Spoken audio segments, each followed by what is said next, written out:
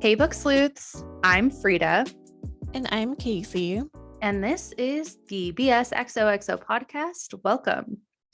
Welcome. Today we are doing a full book recap, but this is not going to look like full book recaps we've done before because we are not really going to have a bunch of segments. We are just going to talk about heavy hitting moments. We are recapping I'm Glad My Mom Died by Jennette McCurdy, and we just felt like because of the content that she shares and the information she shares, it's just not really didn't feel appropriate to do some of the more fun things that we do with normal book recaps. And on that note, too, trigger warning for you guys if you have gone through any type of eating disorder, have had any sort of emotionally abusive relationships, maybe sexual trauma.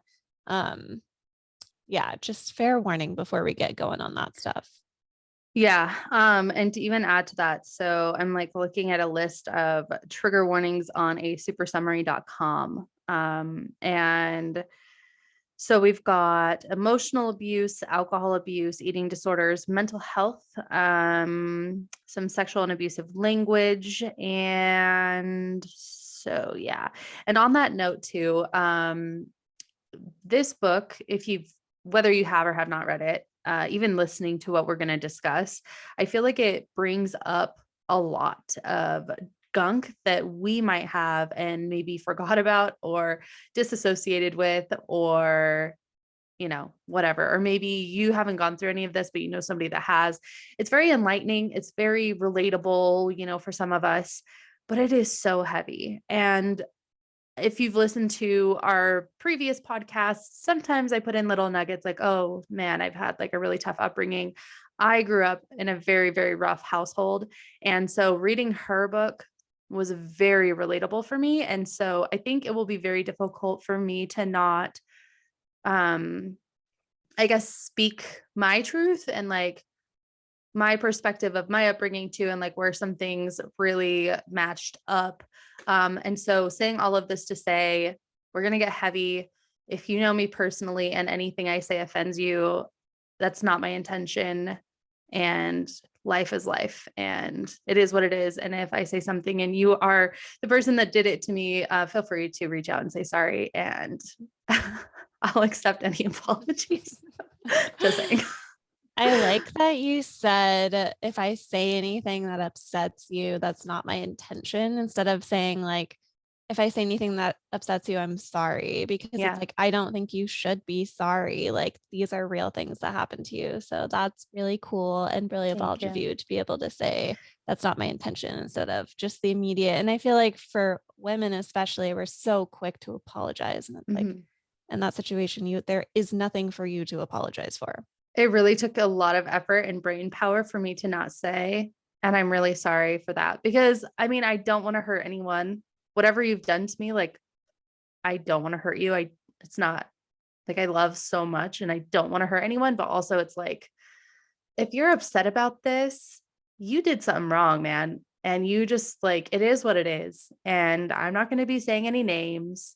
So, it'll be really hard to like not know who it is if I say my familial relationship with you, but yeah, it's Yeah. like, it's not my fault. I shouldn't be sorry. Like I'm sorry if you feel sad because that does make me feel bad, but also yeah. So anyway, heavy is starting. Also fun fact about me, just got to get this out there. So Jennette McCurdy, she has a sense of humor in the way that she delivers a lot of information, hence the title, I'm Glad My Mom Died. If you haven't had trauma, you're probably not going to get it. Like she's saying this in a kind of funny-ish way. It's a dark humor. Obviously, she loved her mom. Despite everything, she loved her mom. And I'm guessing she probably would have enjoyed having an opportunity to like make things better with her. But she's dead and it's made her life a lot easier because she no longer has to go through these traumas. So anyway, it's a bit of a dark humor. My healing mechanisms is to excuse me, is to have humor with it, to laugh, and then also I tend to forget things that have happened. I think it's like a disassociation situation. I should go see a therapist. Jennette, if anything has taught me, go see a therapist, but that's so daunting to me. So I haven't. So welcome to my therapy session, and just be prepared for me to also probably make inappropriate jokes. And it, again, is not my intention to be offensive. Know that I've had an insanely tough upbringing as well. So like, if you feel offended because you experienced this and I'm making jokes, just know I'm with you. So did I. And I'm making jokes because I'm heavily uncomfortable. And this book is a tough one. So Mhm. all the disclaimers.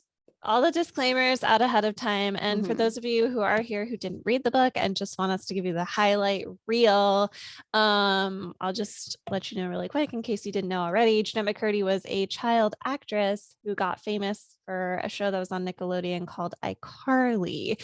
And I feel like Rita, you said you had the similar experience.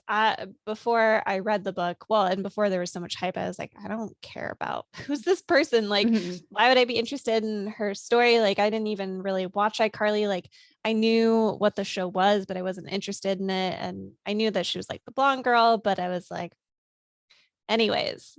So Yep. if you didn't know who she was, that's who she is. That was like her really, I think that's really kind of the biggest thing she did. So, Yeah.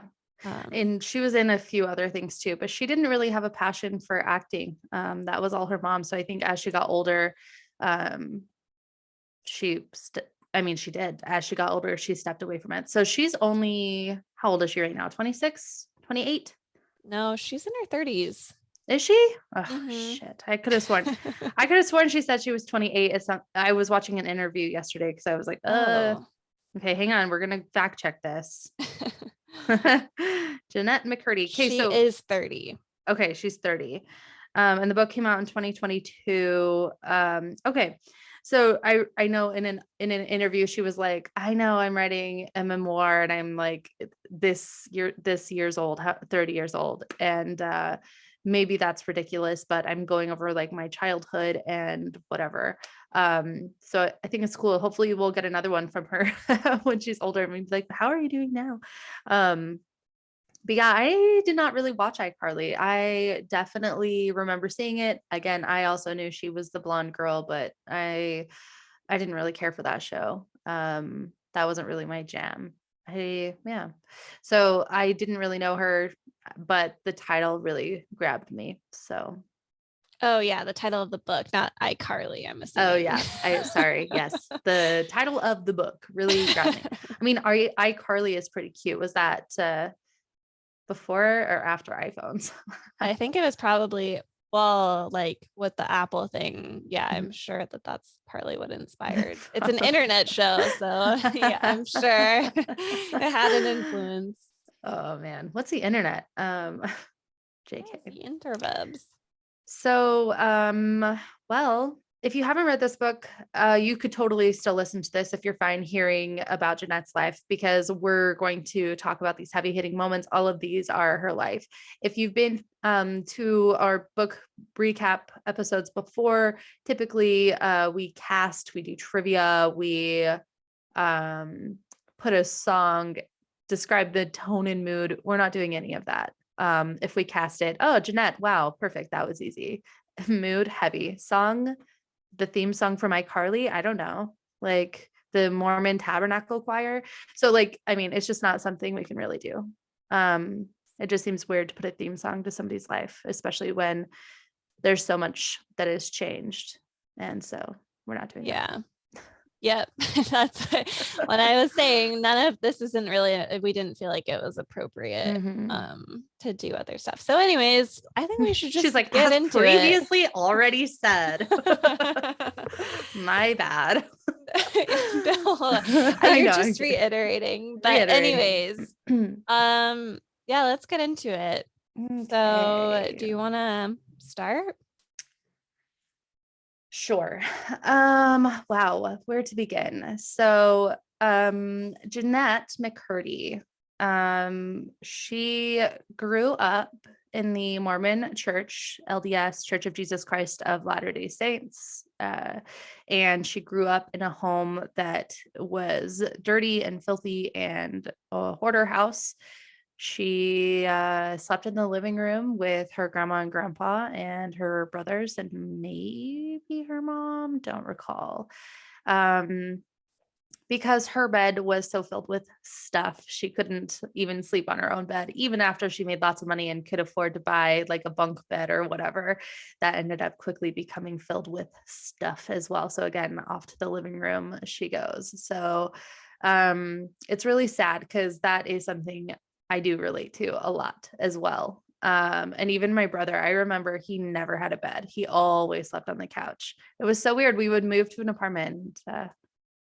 We didn't even bother about him having a room or something. It was so weird. So when I was reading that for Jennette, I was like, damn, I know what that's like. But sometimes it's fun. You get to sleep with family and watch movies, you know? But yeah, that's a really tough place to be in because, you know, our bedrooms tend to be our safe spaces. And so for her, when I'm reading this, it's more than just like, oh, I have a messy house and I sleep in the living room. It's like, damn, you don't have a safe space. Like you don't have your own personal area. Even if you share a room with siblings, like you don't have your bed, like your own space. So outside of the abuse, she's also just living in this filth and unable to ever feel safe. Yeah. Well, and it's just like a house full of chaos. I mean, she opens too about like how her mom had cancer and she like had in the beginning, she like had some sort of miraculous recovery, but her mom would make them rewatch her cancer videos every Sunday. Mhm. Um, it just seems like her upbringing was really just a lot of chaos. Her parents were fighting. Like her mom would even like grab a kitchen knife and like threaten her dad to get out of the house. Like Mhm.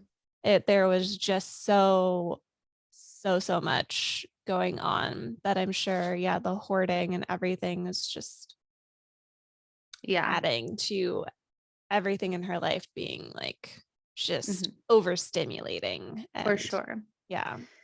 Also she grew up um maybe poor. I don't know if that's the exact right word to use, but it sounds like they were poor.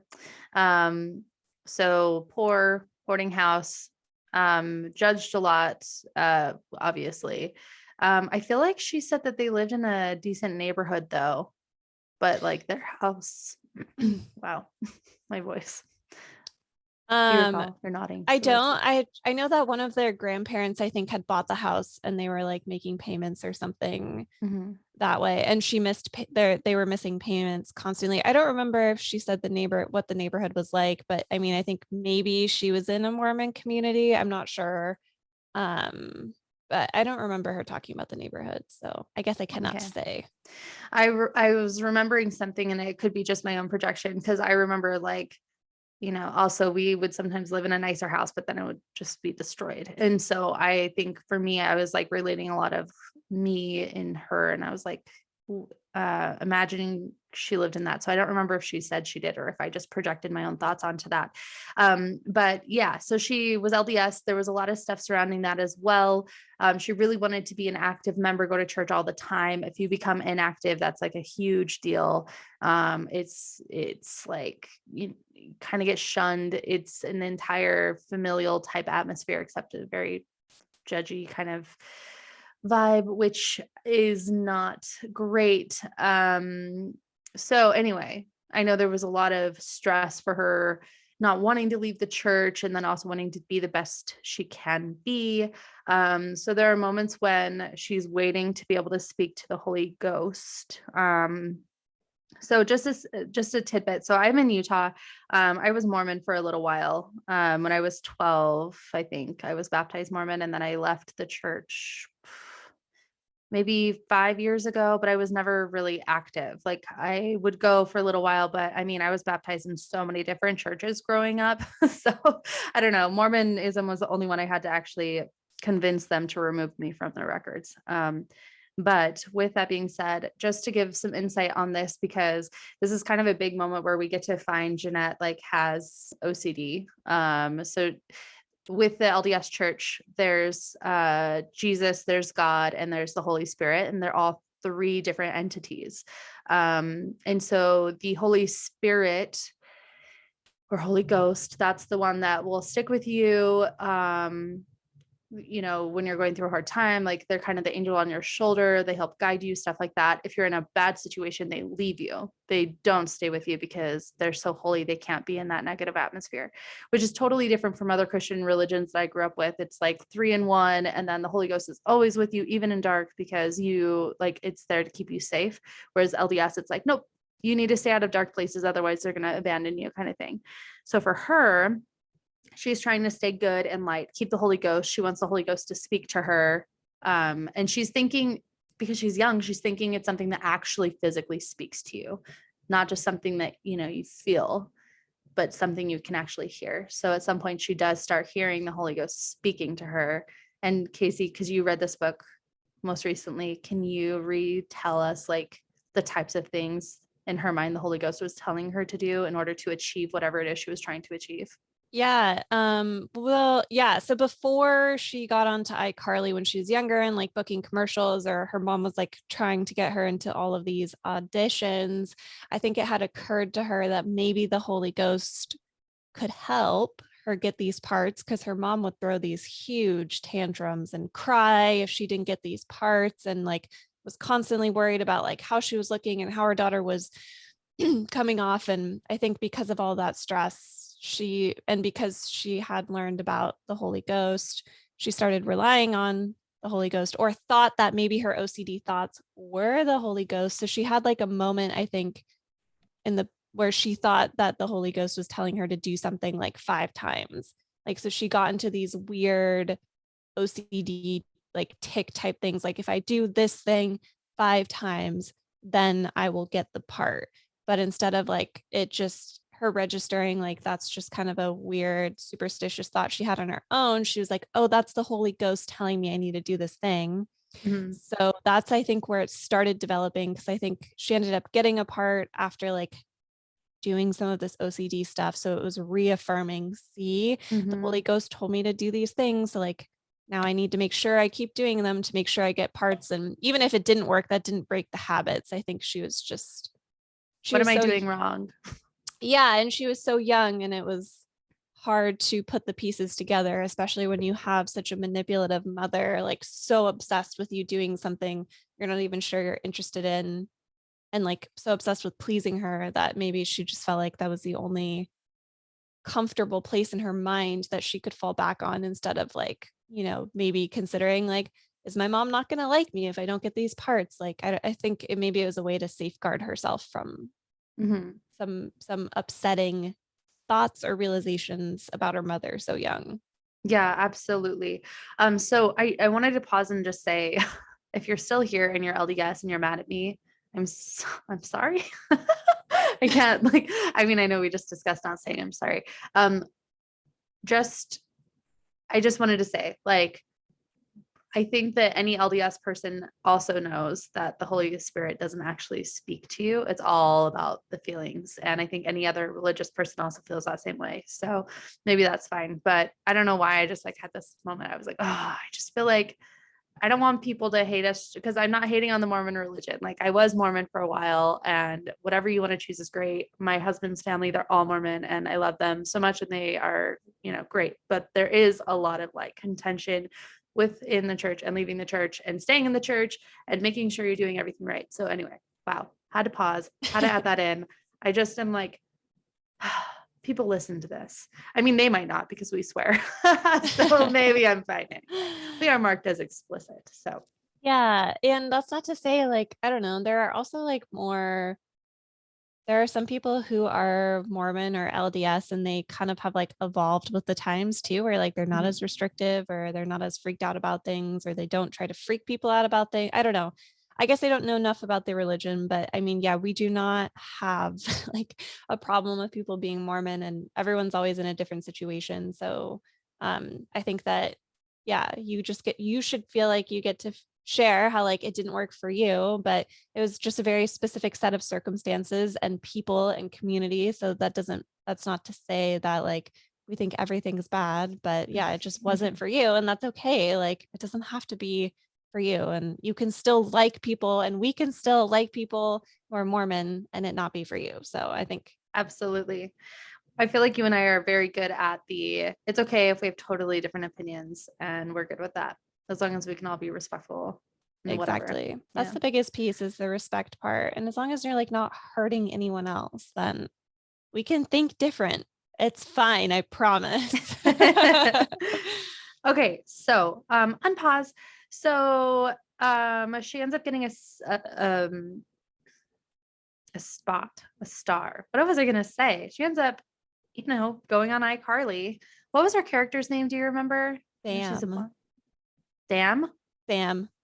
Her name was Dam. No, Sam with an S. Sam. I was like, that's a stupid name. They're like trying to get kids to swear. I wouldn't put it past Nickelodeon and the Oh. Illuminati. Well, maybe they just meant like a beaver dam, you know. Oh, exactly. I remember always trying to like swear, there was a moment where I wasn't allowed to say that sucks. And so I would say, oh, that vacuums. And I thought I was so sneaky.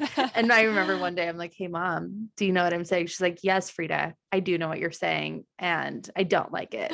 But I think she just gave up with me at that moment. So anyway, so she goes on to iCarly as Sam.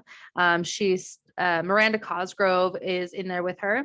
They are co-stars. I think Miranda is probably like the star, and then Sam would be not Sam. Jennette would be the co-star. Anyway, yeah, so she's on that show. I'm gonna say this so I don't forget. As she that show was on for a long time, and people would see her on the streets and they would be like, Sam, Sam. And she hated that. She was like, fuck you. You don't know my name. I'm not giving you my time. Like, I am Jennette McCurdy, bitches. Like, don't come at me with this Sam stuff. Yeah, I think she also got more frustrated either like close to when her mom died or right after her mom died. And she was just so over all this bullshit and like processing everything. Mm-hmm. And she like, I'm sure all that resentment was coming out where she was like, I didn't even want this fucking life anyways. And now like you're calling me by a character that like brings up all this trauma and you don't even bother to know who I am as a person. Like, I think it just is like that spitting out of like everything that she had been. Yeah, I think so. Bottling. And I do still think like with all of that, it's still such a good reminder for us. So when we do find some famous person and we start fangirling, let's not be like, oh, Thor. Let's say like their actual name as well. Just like a good reminder for us. Yeah, like they are a human being, like a real person, not just a fictional character. What? I don't know. It gets tricky though, because sometimes you don't know who they are, but maybe there's just like you can have better tact. Like maybe if you're next to somebody, you could be like, are you that person that played I don't know, or maybe you just leave them alone. Just read the room, people. Just like work on your empathy, read facial expressions. Let's work on our emotional intelligence. Like just scope it out. Maybe it's fine with someone and the other person's energy. Like I feel like if I were around Jennette, based on how she talks about it, she probably gives off big fuck off energy already. So like just read the room. Yeah, read the room. Okay, so why don't you touch on this next one where she's starting with Miranda and there's like this big realization.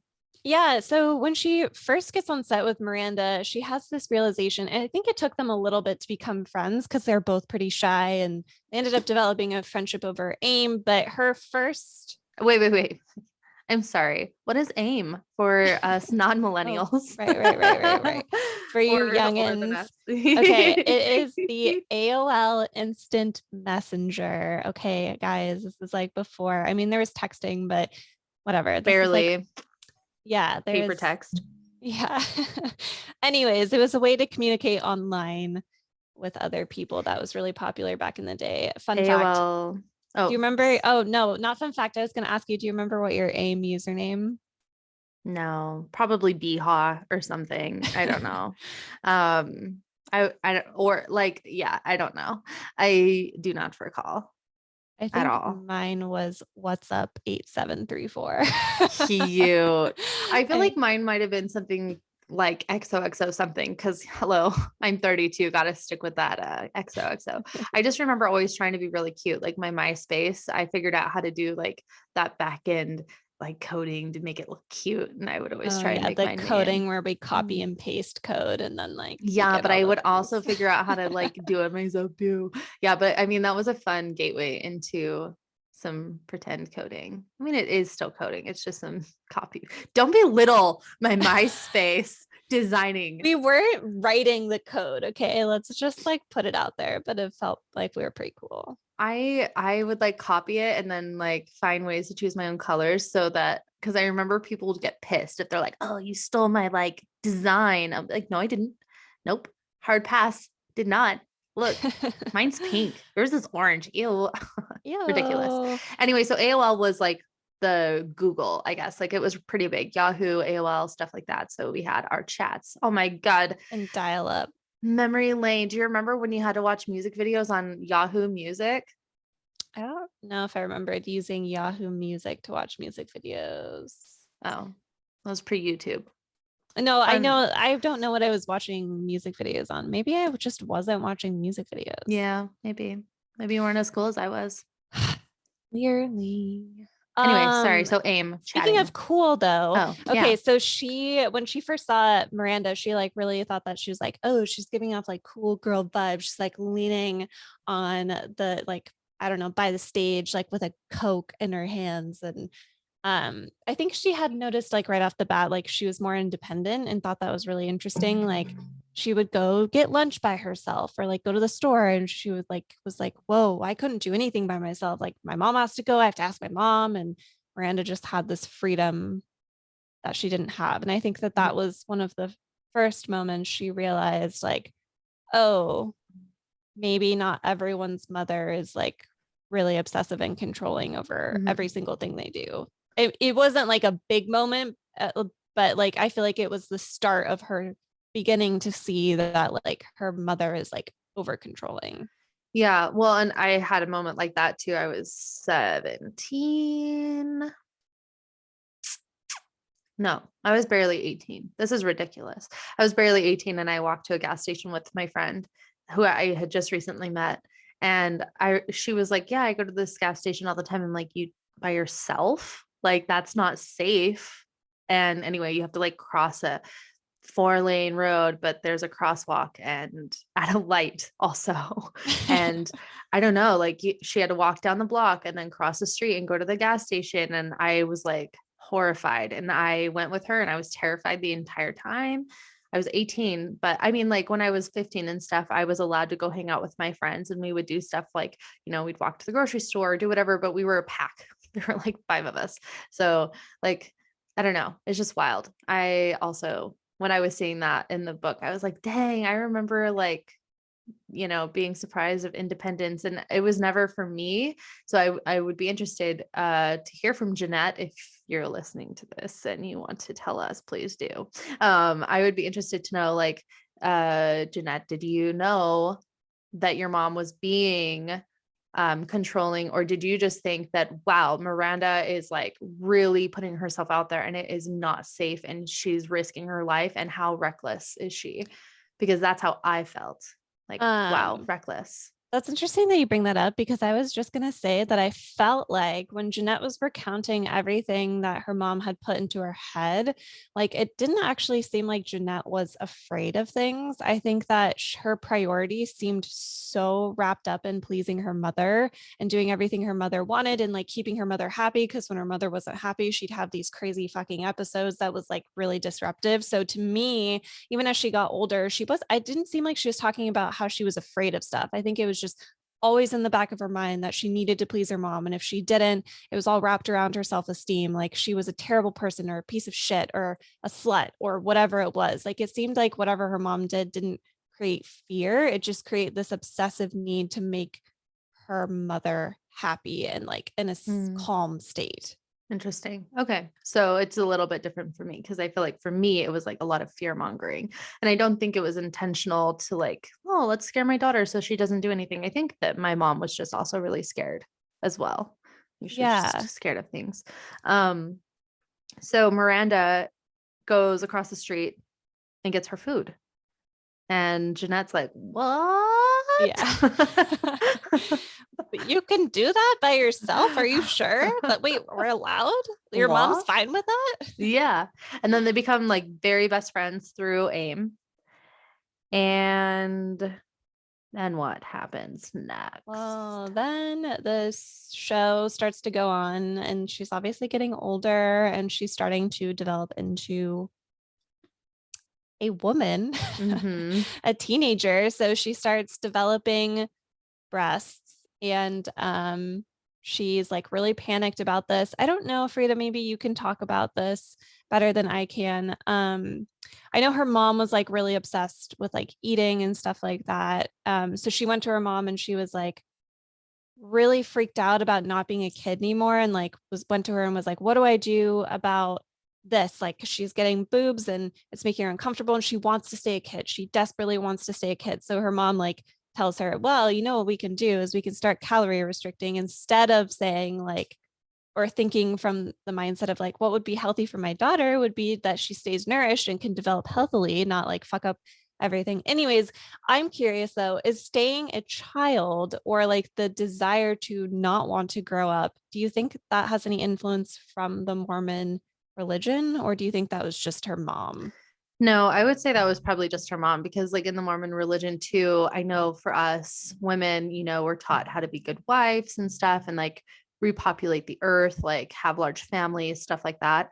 Um, I did want to back up a little bit because I don't know if you remember when you started to grow boobs, but I remember I felt a bump in my chest and it was terrifying. I remember laying there watching a movie with my mom and dad and her dad at the time and I felt this bump and I was like, what the fuck is this, mom? And I remember my stomach dropped. Like I was so terrified. Like, what is this?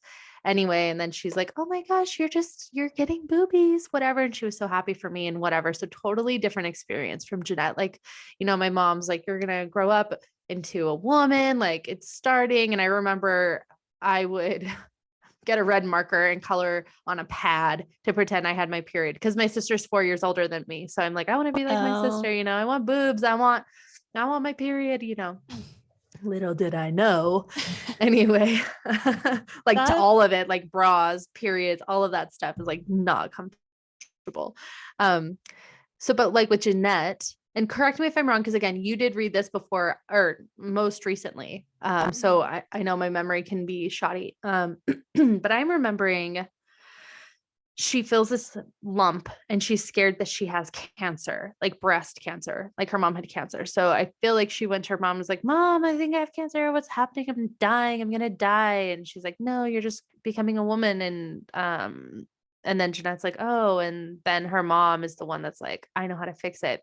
Because I felt like her mom didn't want her to grow up first. And then Jennette got this giant thirst to also not grow up to please mom, because if she grows up, there's something wrong with her. So then they're trying to stunt the breast growth and avoid her getting her period, her menstrual cycle. Yeah, which ultimately turned into it really not being about her staying young at all, but just like staying thin. But Mhm. yeah, you could be right. I know she did have a moment where she panicked about that. So maybe that's what brought it on. She was worried she had breast cancer, and then her mom was explaining, no, you're just getting boobs. And then she had this whole freak out about not wanting to grow up. And then, yeah, her mom, it's just crazy to me. It's so crazy to me that like with a young daughter, her mom would like just think that it's okay to tell her to start restricting calories and counting Mhm. calories. Like it just blows my mind that like that even crossed her mind as something that's okay to do. Well, also, her mom knew that it would stunt her growth. She Yeah. knew, like, not only is this going to make you skinny, this is going to make you malnourished. So you're not going to develop into a woman. She fucking knew that.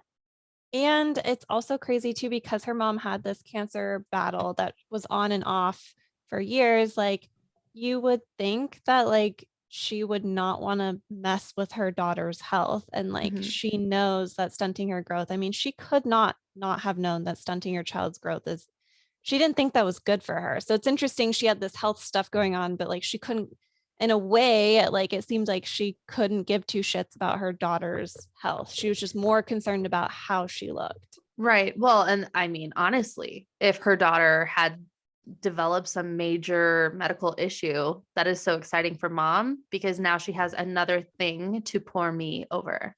That's true. And she did, because I mean, it is actually proven that like eating disorders are a literal disease, like in your brain, like your brain chemistry changes, and it's more than just like a mental illness. Like it's actually classified as a real disease. Anyways, so she does shortly after, while she's really young, like the doctors did tell her mom, like, I think she has an eating disorder. Like they pulled her mom out of the room and they were like, she is severely underweight.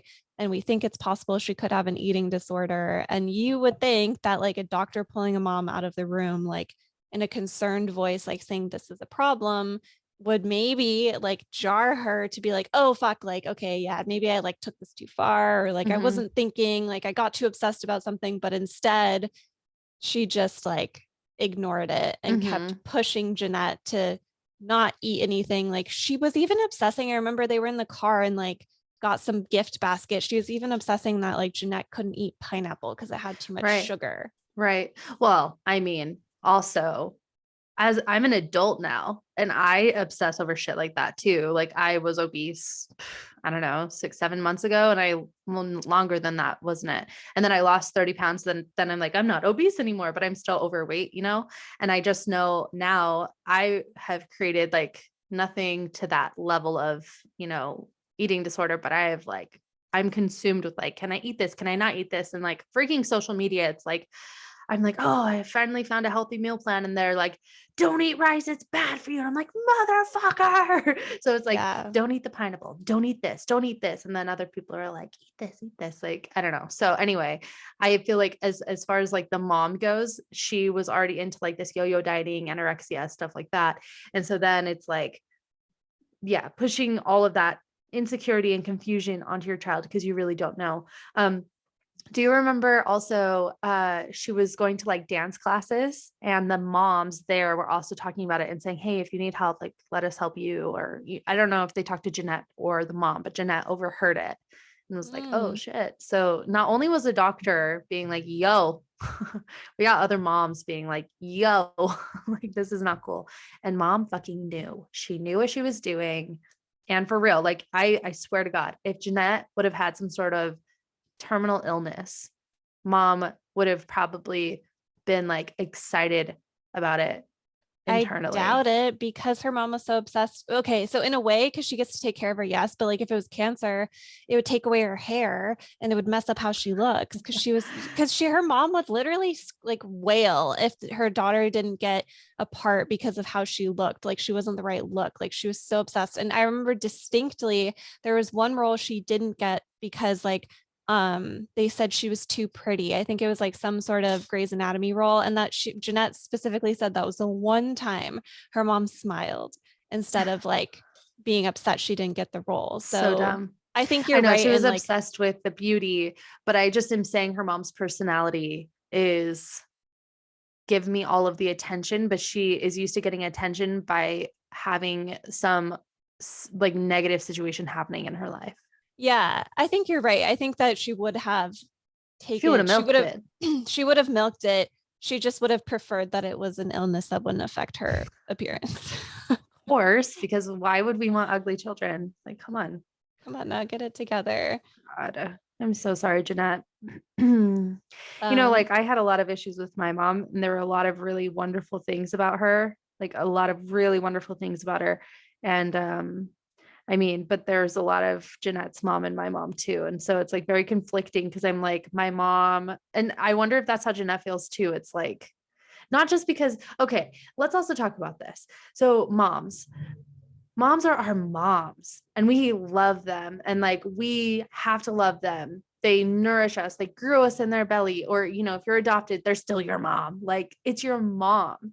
And it's like I'm learning that daddy issues has always been a thing. Like you could say, oh, I don't really know my dad, and somebody else could be like, oh, I don't know mine either, and like that's, oh yeah, okay, I mean that sucks, but like whatever. Like daddy issues is like a common phrase that people say, but more and more I'm seeing there are so many mommy issues and people just don't talk about it. And so what drew me to this book so much is because I have a lot of issues with my mom and it really fucking sucks. Like I would love nothing more than to have a mom, and I have my mom blocked because I can't do it with her anymore. I did what so many people told me to do for so long that I ended up blocking them because I was like, don't fucking tell me to block my mom. I'll block you. Like, fuck you. They're just trying to be nice and protect me, but I wasn't ready for that. And eventually I was like, hey, I'm done. Like, I can't take the trauma. And I would love nothing more than to have a mom and like do all that stuff. Like, I would fucking love it. Anyway, I'm realizing that several of my other female friends have mom issues too. Like, I have another friend that has her mom not blocked, but kind of like blocked from her life. Her mom has an opportunity, whatever. And then another one that's like, I won't talk to my mom, or I don't know, like there's so many mommy issues and we just don't talk about it. So when I saw this book, I'm glad my mom died, I was like, damn, because there are moments, and it makes me so fucking sad to even admit this, but like there are moments where I'm like, if my mom were dead, then I wouldn't have to feel the way I feel anymore. And it sucks because I would love to have a mom. And she just texted me like last week, big long text of like, I love you. I'm sorry. These are all the things I did wrong. But she did that before. And then she turned around and said, none of that ever happened. And it was all my fault and whatever. And now she's doing it again. So it's like, I don't know. It's just wild how mom issues are actually just a thing that happen a lot. And I don't know if it's like a new generational thing because my friends are all millennials as well. So I don't know if it's like new or if it's been going on and it just never was really talked about before. But I don't remember ever hearing people having mom issues until recent years. I think people are just talking about it more because I feel like daddy issues always comes up. I feel like the most common way that daddy issues comes up is with a dating situation because like it's usually comes up in how like women attach to men, so like daddy issues, like oh like whatever. But I think the mommy issues just isn't as talked about.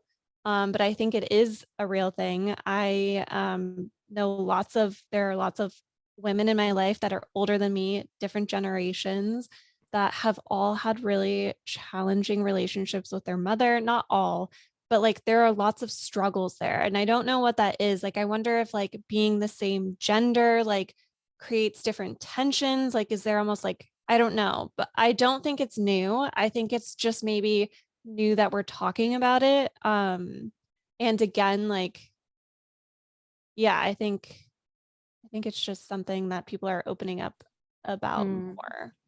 I really want to be like the best mom I can possibly be. And I never want to be that for Charlie. I never want to be in any sort of like contention. I don't want her to have mommy issues or daddy issues. Like, I want the absolute best for her. And it just makes me really wonder, like, I mean, for my situation, for Jennette's situation, for my other friend's situation, it's all very, very obvious. And I know like it'd be very easy to avoid all of that. But I wonder if there are like other things that are triggering it. And so I should go down some sort of rabbit hole and figure that out and avoid that at all cost. Cause like, listeners, if you're a mom, you fucking know, like we want to be the very best we can possibly be and be best friends with our kids and like grow up and they grow up, we also grow up because we're young, right? So we're gonna grow up with that and just like be best friends. And I mean, yeah, there will always be a barrier, but at some point you no longer have to be like that dependent mom. Like, of course they can depend on you, but now you can actually be friends. You don't have to discipline them. So you can be friends. Like, and I want that. I want her to want to call me every day and tell me everything. And if we have arguments, it's okay because we know we'll be fine. And we say I love you at the end of every night and don't fall asleep mad at each other. Like, I want that so bad. Yeah. Well, and I think it's just also like a little unrealistic to try to figure out how can you avoid doing anything wrong because it's like, I mean, you're a human being, so as long as you're not being emotionally abusive and you're doing the best you can, like I actually think it's okay for her to see you mess up because if not, then she's going to have the standard. There's a mommy issue. Now there's the standard of how Mm. everyone should be. Nobody can mess up. And maybe she's going to be like, well, I have to be perfect. I can't mess up. I can't mess up. So Aw. it's like, I feel like it's okay for them to see you make mistakes and you get to make mistakes because it shows that you're human as long as like you're loving them and doing the best you can. Like I think that's the best you can do because also her watching you make mistakes like is a teaching moment for her. Like she's registering something. I'm not saying Yeah. make mistakes all the time or like do it on purpose, but I just think that like you shouldn't panic about it, especially if it doesn't happen like all the Yeah. time. It's just it's also just life. Like life doesn't get to be perfect and sparkly and shiny. So Unfortunately not. Us millennials thought that's how we were going to be when we grew up. Everything was going to be so fucking great. And then we all went through this realization of, oh shit, just kidding. I'm not all that in a bag of chips. Is that a saying? If it's not, it is now. I think so. It sounds familiar. All right. Wow. I swear I'm about to be a BS. So what is it we called it? One of our first episodes, we said we're not book sleuths, we're book sickos or something like Yeah. that. I'm like, excuse me, guys.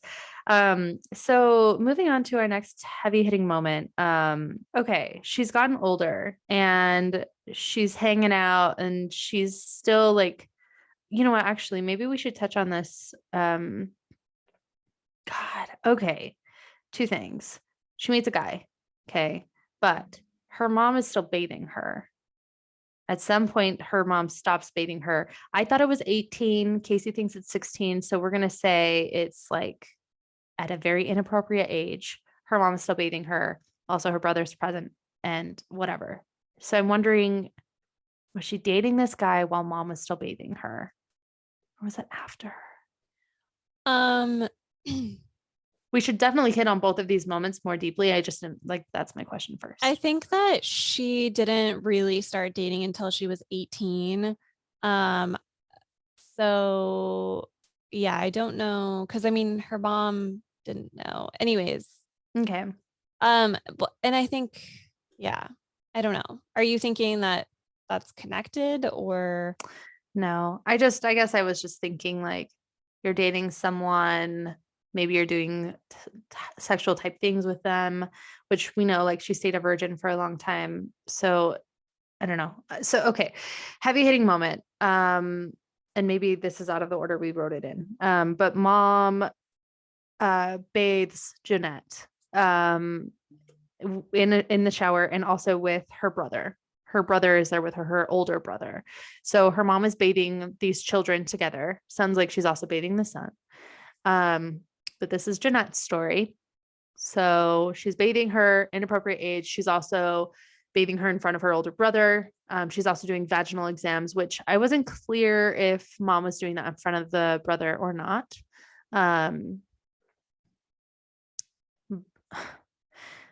I just I just don't know the motivation of doing this vaginal exam every single shower. I don't Yeah, get it. I was curious about that. I was like, was there some like inappropriate sexual part of Mhm. that? Like, was Like, she molesting her? yeah, or was it just that her mom is like so controlling? Maybe like was she trying to make sure that Jennette was still a virgin? Like Mm. it was like I feel like she kind of brushed over it and maybe also because like maybe it's hard for her to recall like exactly what the motives were. Just I don't know because maybe it was traumatic or I don't know. It seemed like she had kind of brushed over the vaginal exams like she didn't want to go further into it. So it's kind of hard to decipher was she being molested by her mom or was it just like an inappropriate obsessive thing her mom did? I don't know. My mom never did vaginal exams on me except for like one time when I had an issue and I was like, Mom, I don't know what's wrong with me. Help me. So like I feel like even learning how to put in a tampon, I was like, Mom, I need a little bit more assistance with this. I'm doing it wrong. Like, I don't know what the fuck is happening with this thing, but I need help. So I luckily didn't experience that from my mom. I don't know. I just don't know that that's like a normal thing for moms to do. It's not normal. That is no, it's Like, there's no it's I not don't normal, right? know. I wonder if other moms do this and like there's a reason for it. Well, I just think about it too because I'm like, what kind of vaginal exam are we talking about? Because like when you really get a real vaginal exam, I mean, when you go for like a pap smear, they gotta like you gotta put your Mhm. feet in the stirrups. Like you can't just like look on the outside really and tell much of anything. Like you have to like go in there. You know what I mean? To like do Yes. like if you're actually concerned about like a health thing, you're not just looking at the surface stuff. You've got to like open it up, like get a light. You have to like So look in there. what did she do? We don't know. Exactly. We don't know what this vaginal, but she's 'Cause saying vaginal exam. She didn't say private part. So it seems like mom is like getting in there and like figuring out what's going on with this vagina. But I feel like if she was really getting in there, she probably would have said something about like their stirrups. She had to get like if it was really this whole thing. It sounds But like she just did it again, in the bathroom and but maybe she just like really didn't like that was not maybe that's something she wasn't ready to talk about as much, or like she just didn't want to dive deeper. Like that's enough. because it Like you is can pretty have private.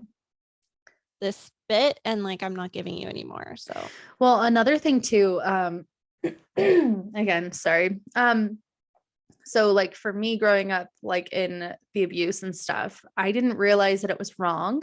I didn't know, like, like I was molested and I had no idea that that wasn't normal. And I remember asking my friends, like, hey, does your dad do this too or whatever? And they're like, no. And so I'm like, huh, okay. And even when they're like, no, I just was thinking probably, I don't even know what I was thinking, probably like, oh, I'm so lucky my dad loves me so much, like I have no idea. So it's like for her, when she's going through this, maybe for her, it's like she didn't know it was wrong. So it's just like for me, like I didn't know it was wrong. So I think for me, I'm a little bit lucky, I guess, because it happened so long. And since I could remember, I had no idea it was wrong. So when I look back on it, either it's a disassociation and I'm not handling my trauma properly, or it's that it's not as big of a deal for me because I just didn't know that it was wrong. And so it wasn't traumatic for me. And when it was happening, it's more traumatic for me to look back on it and think of how fucking sad that is that that little girl went through that. So I wonder if for Jennette, it's like a same thing where for her, it wasn't like traumatic as it's happening because she doesn't know that it's wrong. It's just so like hard and traumatic when she looks back and she's like, oh shit, that was fucked up. Like, when with the mom, like you said, chasing around with the kitchen knife and she's cheering mom on, like, yeah, mom, get him. Like, I remember shit like that happening in my house too, but I didn't know that it was wrong until I was older, like much older. Like my husband helped me figure out like girlfriend, like, no. So I just wonder, like, with the recounting of like these vaginal exams, maybe it wasn't that big of a deal to her because it wasn't a big deal at the time.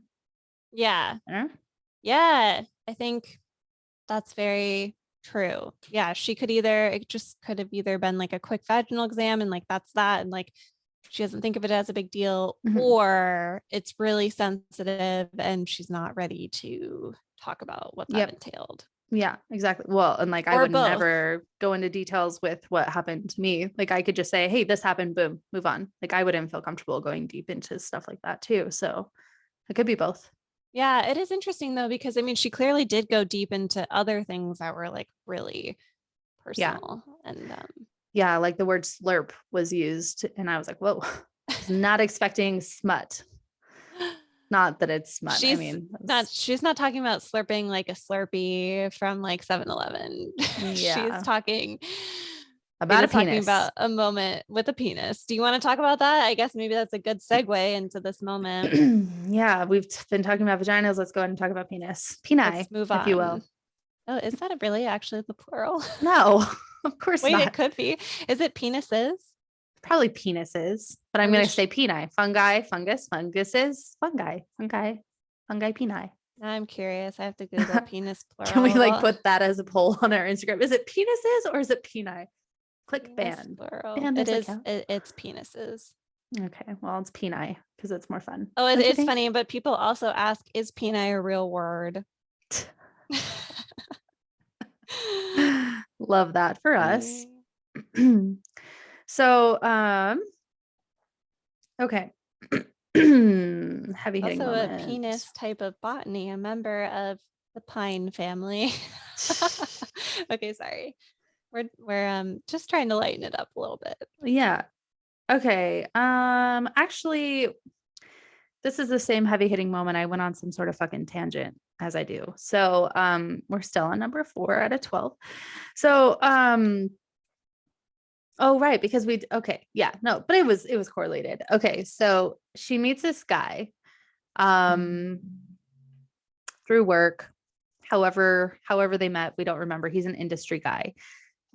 He's older than her. He has a girlfriend or a fiance, something. They're even living together.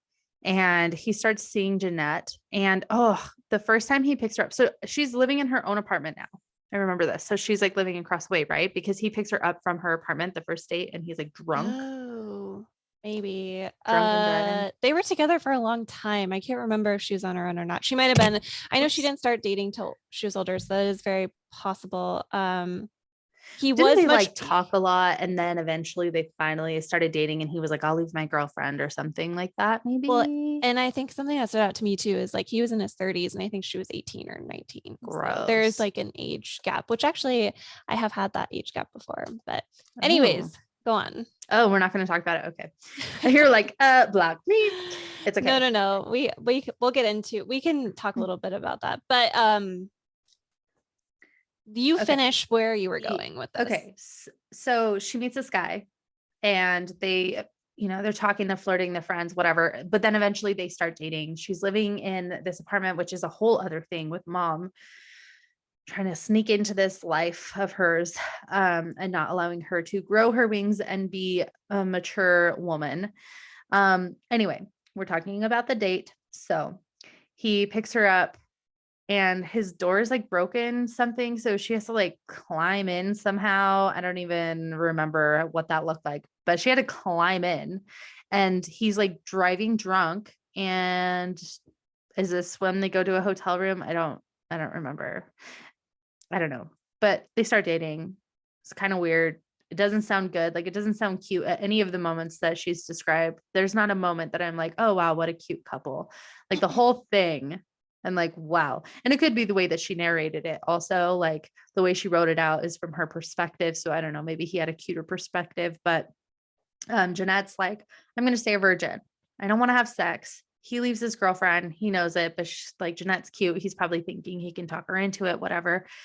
And at some point they're at a hotel room and he's like, oh, I'm pissed. I'm gonna leave you. You're stupid. I should have never left my girlfriend. Like, you're not giving me sex. Which I guess, like, you're a man. Of course, you're gonna want sex. Like, you're in your 30s. You've had relationships with sex. Why wouldn't you want sex? That's what you get for dating a young girl, a young woman, if you will. So anyway, she's like, okay, wait, don't go, don't go. Like, what can I do? How can I please you? Whatever. And so he's like, I'm getting off the bed to leave while she starts giving him a blowjob. And so then he's like, fine, I'll stay. And then I guess she just gets like insanely good at blowjobs because he stays with her and he becomes another person that she wants to please. And they hit up Hawaii, which I'll let you talk on that one. But with the whole slurping thing, this is where we get our first glimpse at like her trying to sexually please someone. And she like describes, that first blowjob moment and like, I hope I'm doing this right. Like, I hope he likes it and whatever. And he does. Yeah, it is actually something that I find interesting about that too is like she was, I think, 18, and I think she dated him until she was like maybe 21. She didn't like end up losing her virginity until she was in her early 20s, I think. But I thought that it was fascinating because I feel like, especially in Hollywood, like they're around all these, like they're around parties a lot, like Drew Barrymore. I think she wrote a memoir, actually. That would be really interesting to Oh, I would love reading Drew Barrymore. because she was a child star too. But anyways, Drew Yeah. Barrymore used to talk about, when she was a kid, she was like 6 years old and like in the club with her mom. Like, you know what I mean? Mm-hmm. Like, I think that there is a common story with child actors that they're doing drugs really young, they're having sex really young. So like Jennette wasn't doing any of those things, which is interesting that like she wasn't coming under that influence. And maybe it's Mm-hmm. just because her mom didn't let her do anything or it wasn't worth the fight, or I don't know what it was. But yeah, there was something in her that like she was just not wanting to have sex or do sexual things. Yeah. Um, Which it sounds like the unnamed director, which I'm sure wouldn't be that hard to look it up. I just don't care. I don't know any directors enough to care what they did, but he tried to get her to drink also. And I think there was finally a moment where she did take a drink of alcohol underage. But I mean, that's it. Yeah, she didn't go wild off the chains with sex and drugs and alcohol and stuff yet, because we do yeah. have a lot of alcohol addiction further in. Yeah, it definitely becomes a thing. And it is interesting because I even remember like once I got into high school, I remember me and my friends were curious about alcohol. Like oh God, like, let's try it. What's it gonna do? Like, it's just kind of interesting. Anyways. Yeah. Um, okay, so yeah, then so they end up dating for a while and she ends up going to Hawaii. There is like some, I think they do like she was saying that they gift like the cast like a trip or something. So that year was like a Hawaii trip. She brings him with her and she hasn't told her mother about their relationship. And she's definitely old enough to have a relationship. For Like sure. this is not like, even though the age gap, whatever, there's nothing truly inappropriate about like what's happening. Mhm. Anyways, they get caught with TMZ photos out paddleboarding and her mom sees it because she had told her mom like she was going to go with her gay friend, so there would never be any, she wouldn't have to worry about the sexual stuff and whatever. It's the only time her mom would be okay with her going with a guy. Anyways, turned out not to be true. This like flips a switch in her mom and she like calls Jennette, like I think it was something crazy, like 30 times. She was so angry. She was calling her a slut, a whore. And she was like, I'm going to turn everything against you. Like her mom started this blog page to try to turn her fans against her and tell her like how horrible she is. And at the same time, I think this is Jennette also just like inserting her humor, but her mom was also saying things like, who knows if this really happened, but her mom was also like, and I need you to send money for the fridge. So it's like her mom is like disowning her and like calling her all these terrible names and trying to take everything away from her while also still, for lack of a nicer word, like leeching off of her daughter's fame and success.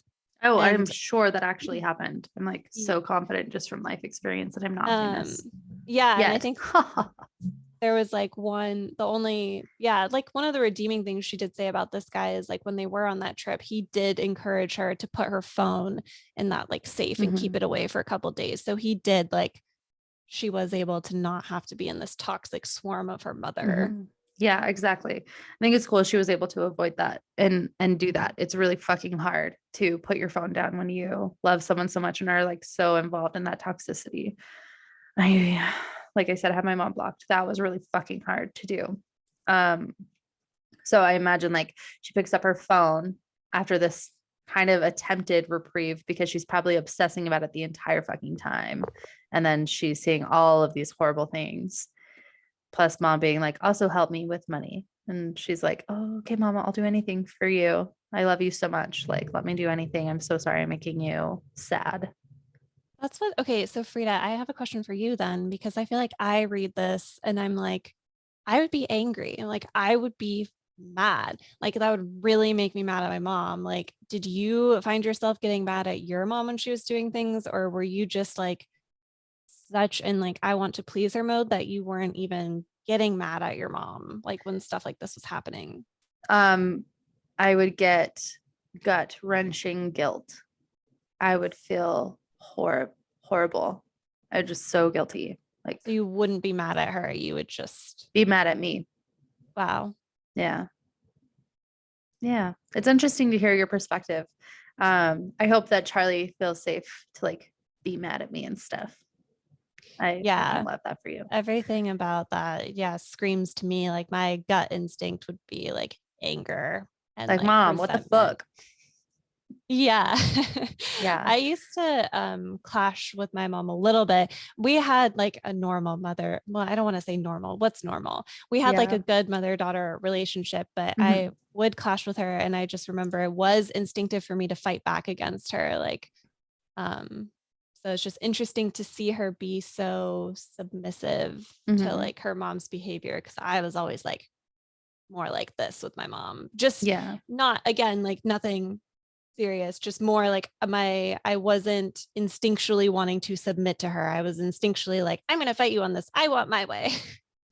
Well, I will say, like, as I got older, especially like as I'm reaching up to the age where I'm like blocking her, I did start getting angry and stuff. But at Jeanette's age, it's like guilt and stuff. But yeah, I would get angry and like, you can fuck off. Like, I would swear at her even.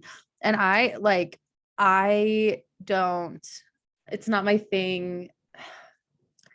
Like, yelling, screaming, calling names, stuff like that. Like that was very normal in my household. Like when you're upset with someone, you scream at them, you call them mean names. Like that's just, you get it out kind of thing in like the meanest way you possibly can. And Cameron's my husband, their family, they shut down and they get silent for weeks. It's so fucking scary. Like it's so scary because it's like, what's going to happen? And so with us coming together, we both learned like this happy medium. And so I no longer like yell unless it's like really intense and I'm like, and I explode, but like, I don't scream. I don't call him mean names. He doesn't call me mean names. We don't do any of that. But with my mom, I always would yell. I would always scream.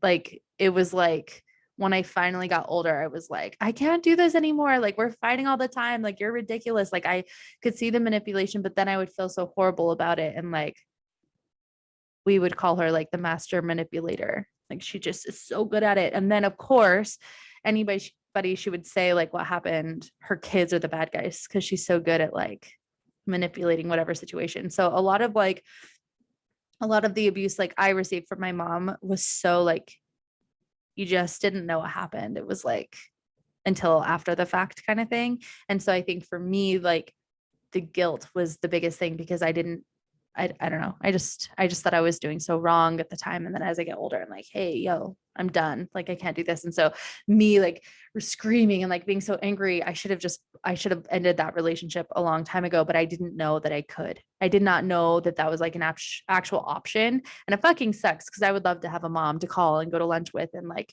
to tell her everything or, like I'm going blind more and more every day, mom. Like I would love to like have someone like that, but I have to block her because it's like a horrible lifestyle. So, but the screaming and the angry part with her, that didn't happen till later. Yeah, not until Okay. later. I think like I probably had some teenage moments where I would lash out, but generally like I was a pretty good girl also. Like I really wanted to please her and my brother and sister were acting out, doing drugs, drinking, sex, all of that stuff and I wasn't. Like I was the good one. I was like let me cuddle my mom in bed every single night to go to sleep. Like, we were really, really, really, really close. Like not, I don't know, super weird.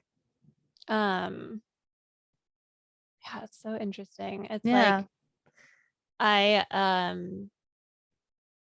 it's so interesting. Yeah, the need to please your mom. Like I remember I don't know if I felt that way. Like even when I was little, my mom would want my hair to be a certain way, or she'd want me to like wear something specific. And I'd be like, no, like I was so like, I want to be my own thing. And I remember distinctly, like when I was 15, I like was bargaining with my parents. I was like, I'll get good grades, but like I want a belly button piercing when I'm 15 or whatever.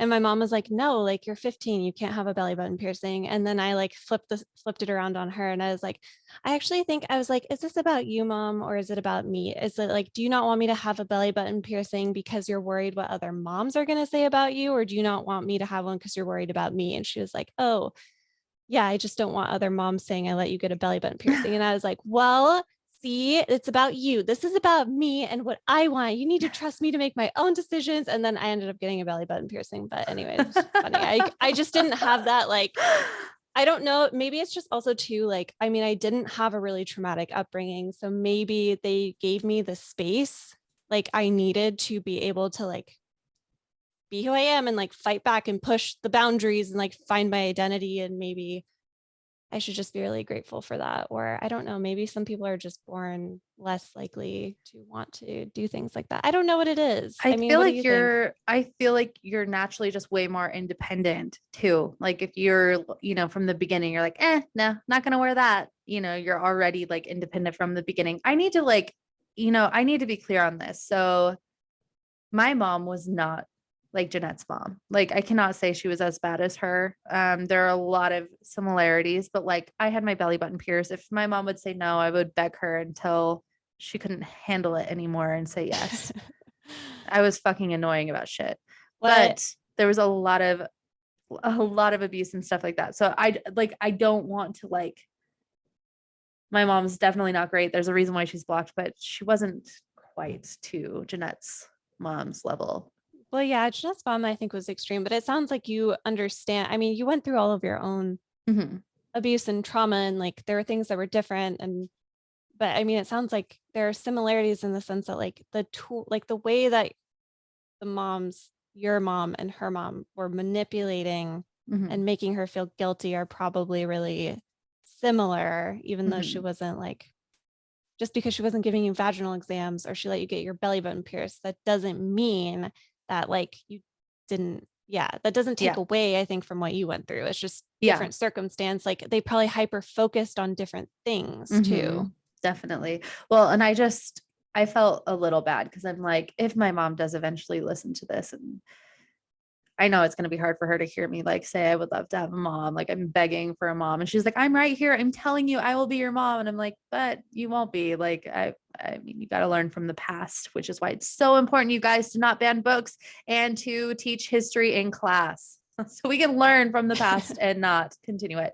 Anyway, I didn't want to like give a false, information. Like, I don't want people to assume that I didn't get to do anything for myself. Like I definitely did a lot of stuff in mind with pleasing my mom.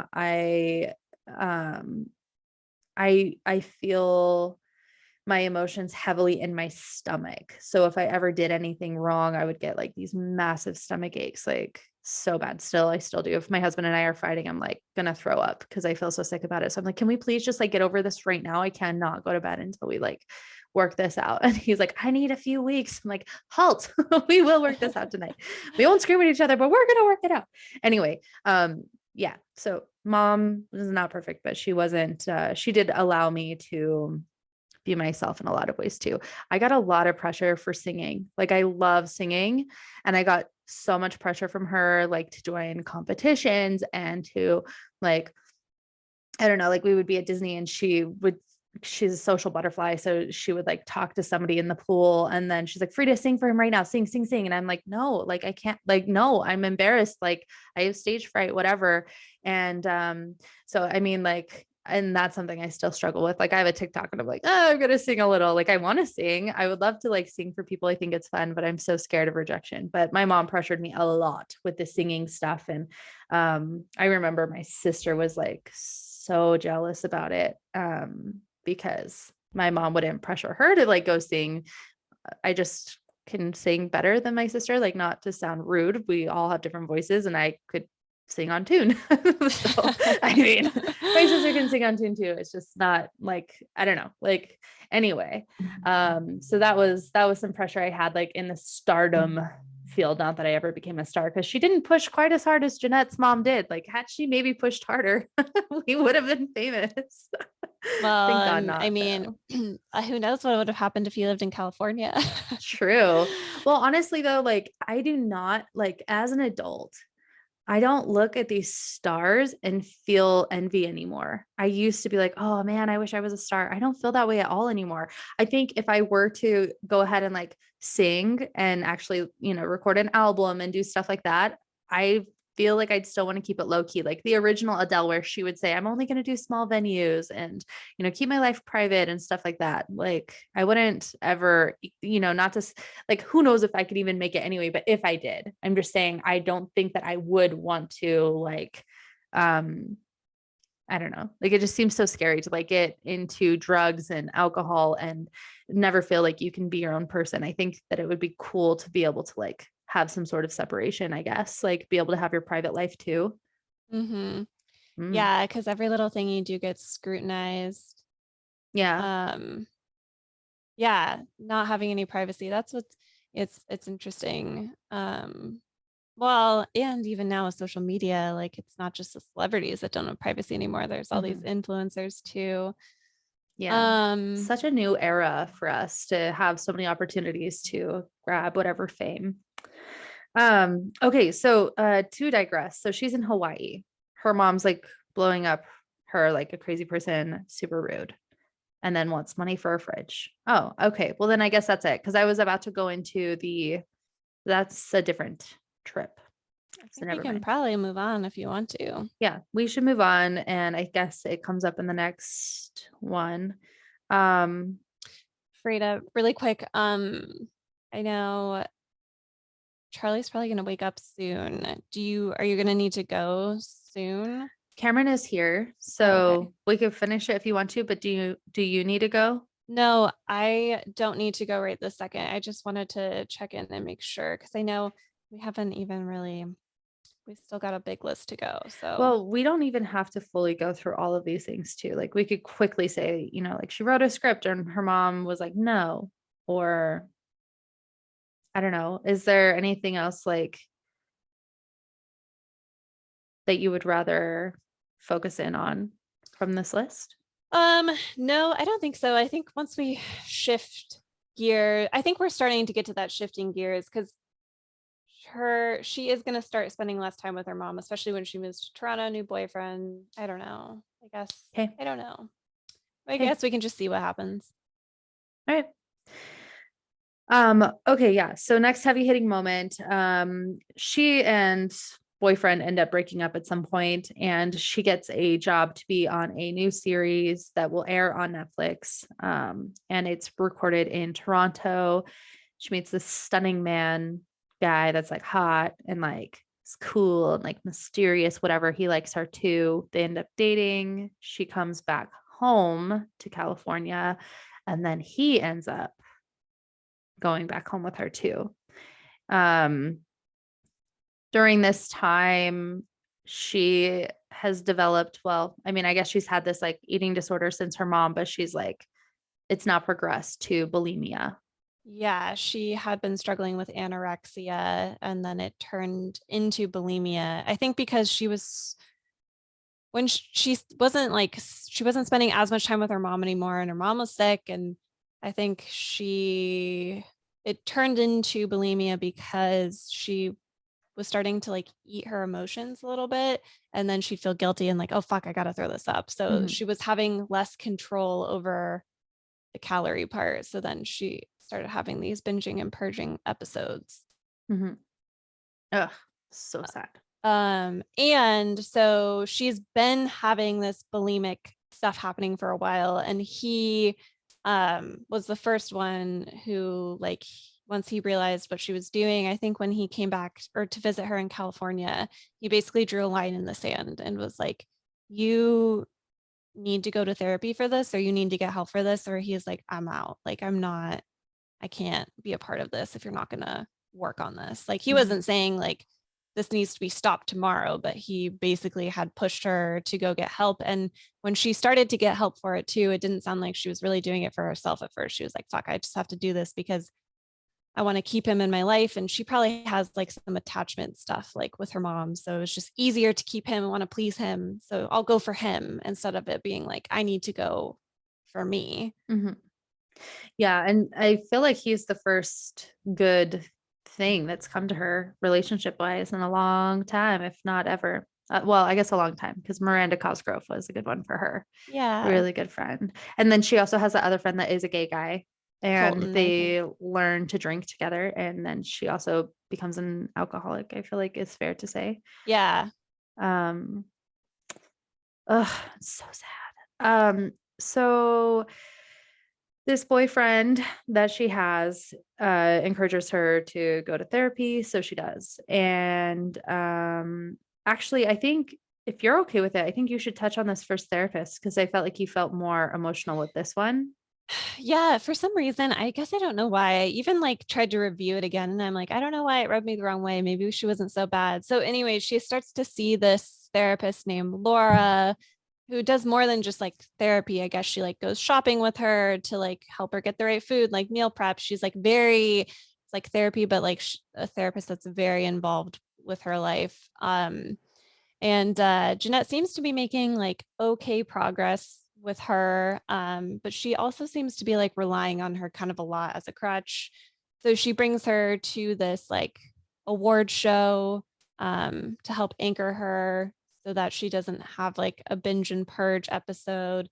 And shortly after that award show, they start diving in, like they start talking about her mom. Like it doesn't come up for a little bit. And Laura pushing her a little bit about her mom, like just completely triggered like this shutdown in Jennette. Like it was the first time that she was forced to say something out loud in a way that painted her mom in a bad light. And so she was like backtracking and like, wait, like I didn't mean it that way. And like Laura was trying to be like, slow down, like this is important stuff. Like, let's talk about it. Anyways, she ended up never seeing Laura again after that. Like she started realizing like maybe her mom was manipulative, because it sounded like even when she was talking to Laura about it, she's like, no, wait, but she didn't, my mom didn't mean it that way. And like things started clicking in her head where it was like, oh, fuck, like my mom was like doing a lot of really bad things. Mm-hmm. But I think that that realization, or the way that it came on, was just way too much for her to handle. So she did not go back to getting help with bulimia for quite some time after that. And I think her episodes got worse and worse and worse. And she was worried that when she was going to tell her new boyfriend that she stopped going, and they might have been dating for a year or two now anyways, he doesn't seem to care, because now he's all about Jesus. And he's like, well, you don't need therapy. Like you can just have Jesus. Like that's good enough. And then he ends up like turns out he has schizophrenia, and he thinks he's the son of Jesus. And then Jennette's like, Jesus fucking Christ, like I have an eating disorder. Like he has schizophrenia. Like everything's just Mm-hmm. a mess. Yeah. Could you imagine that? I feel like I would be really scared if my boyfriend came to me and said that. I would be fucking terrified. Really? Yes, because that means that he's going to very clearly become a murderer. Obviously. Next step, murder. See? So yes, the schizophrenia straight to murder. The reason why I was saying that is because I listened to a lot of like cultish, or I used to. I stopped because I was getting too scared. I would listen to like a lot of cult type podcasts and like Sword and Scale, listening to that's like all about murder. But like some of these cult ones, they end up like doing like murders or suicides or whatever, because they're like, I am Jesus, like I am the second coming, or I am a prophet, or I am whatever, follow me. And so I was like, that would fucking scare me. I mean, first of all, like if you have a partner and they just start acting different in and of itself, like they think they're a different person altogether, that's scary. Like you now know, it's like a wild card. You don't know who you're living with. Like I would feel very nervous. Like I probably wouldn't want to stay there. I'd be like, I'm going to hide the knives also, and I'm not going to be around. It's just, I don't know. I think it's the same thing if you're with somebody that gets severely drunk, and anytime they get drunk, they get crazy, and you're like, hide the animals, hide the knives. Like you don't want them to like do anything. I have experience from this, and maybe it's just, again, I'm paranoid, but also like when you have somebody that's scary and not themselves, it's a wild card. Yeah, I feel like I guess maybe my instinct would be, I mean, it's alarming. It would definitely be like, whoa, something's not right. But my instinct too would be like, okay, something happened, like something's going on in their brain. Like there's some switch that flipped. That's not the technical term. Like I would That's start okay. thinking like there's like some kind of brain chemistry issue, like something's off balance. I mean, I'm not talking about like if all of a sudden somebody becomes a murderer, like that's something different. But if somebody like has an extreme personality change, it would alarm me in a lot of different ways. Cause like there are lots of medical things that could happen with that. It could be a brain tumor. Like, you know what I mean? Like, so my instinct would be like, whoa, this is unsettling. And like, let's seek medical attention. Like, Well, yeah, of course. I mean, I agree with that. But if you had a boyfriend and now, like you're like, oh shit, he has something wrong. Like this is different, chemical imbalance, maybe a tumor. Would you still feel comfortable sleeping next to them? Like that wouldn't freak you out at all to be like, oh, let's, stay together and I don't know. I don't think I would be freaked out unless they were having like violent outbursts. And I don't mean violent in like a physically violent, I mean, obviously physically violent, but if there's something that seemed explosive Mm-hmm. about it, like that, I think is a little bit different than like, okay, like they're acting a little crazy and not like themselves. I'm like, I'm out. You have an You're issue? like, Peace. see ya. Cameron's like, Frida, would you still love me if I lost a leg? I'm like, nah, bitch, you're on your own. I'm just kidding. Like anything, I'm out. No, that's interesting. Isn't that interesting? Because we also both had very different upbringings too. And I wonder if like you're just more level-headed than I am. And I live in fear. Well, it might not be that. It might also just be because you had a more upsetting childhood. Maybe the idea of like then being with someone who's going to create another unsettling environment. You have, I mean, it would make sense that you would not you'd be up for that. You're like, I already fucking went through like a hard living situation. I don't want another complicated one. So, like, I think it makes sense. Well, and who knows? I mean, it's easy for me to talk about it. I mean, that doesn't mean I would stay forever. Like, if whatever. But No, anyways, yeah. Well, we're whatever. talking like this first night, well, what's interesting is like this, I think this is why we make such good co-hosts together, because we are different and we both bring something different and we have different perspectives. And I know I am not alone in like I would be fucking scared of this dude now because he's no longer my boyfriend. He's like somebody totally different that has other people talking to him. Like that would freak me out. And I'd be like, I'm out. I can't. Like, I'll still be with you cautiously, but maybe not sleeping in the same house because I'm scared you're gonna kill me. Um, I feel like there's got to be somebody else out there that feels that way. I fucking hope so. If not, maybe I need medical attention. But then there are going to be people like you too, where they're like, nah, I mean, I would just love him and help him anyway. And unless he's like being crazy, I'm okay.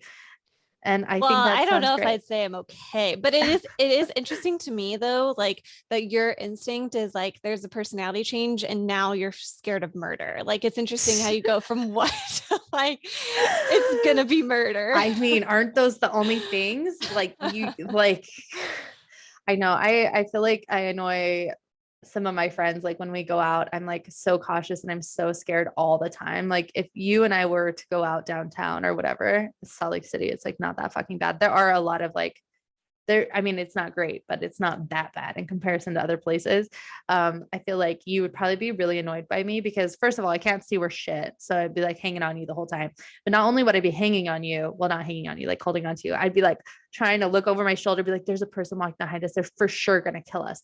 So I'd like have my mace and I'd be like, okay, it's on. Like, I don't know, like the entire time I'm paranoid. And where else whereas everybody else is like, talking, having a good time. In my mind, I'm like, I am about to get raped. I am about to get murdered. Like I am so uncomfortable anytime I like go out and do stuff. And I know that's unhealthy. I know that I need therapy. I fucking know I do, but like that's a reality that I live with. So I think that that's like, even when I'm with my husband, even if he has like a gun or something on him, because in Utah you can do that. And so even then I'm like, I'm scared. And it's fucking annoying. And so I wonder if that's like just who I am right now, is like paranoid and like scared of everything When did that start?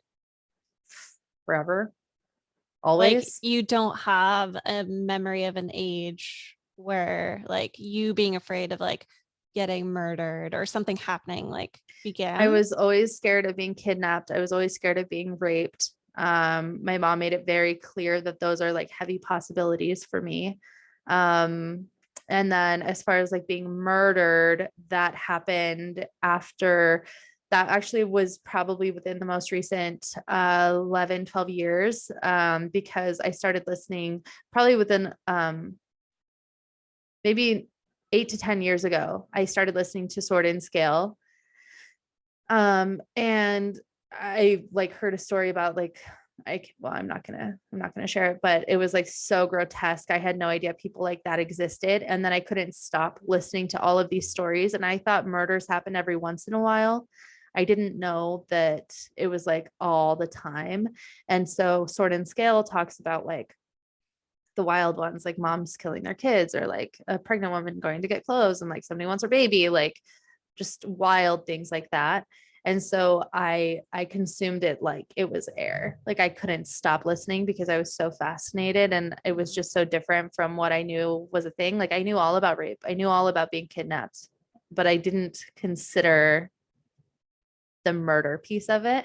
Yeah. And so anyway, Sword and Scale did that to me. Thank you so much, Sword and Scale. You're a wonderful podcast. Fucking awesome. Until you changed the narrator person. And I was like, no, fuck you. But then it went back and I was like, okay, that's cool. But then at that point, Cameron banned me from listening to them. He was like, we cannot do this anymore, because I got to a point where I'm like, literally everyone's a murderer.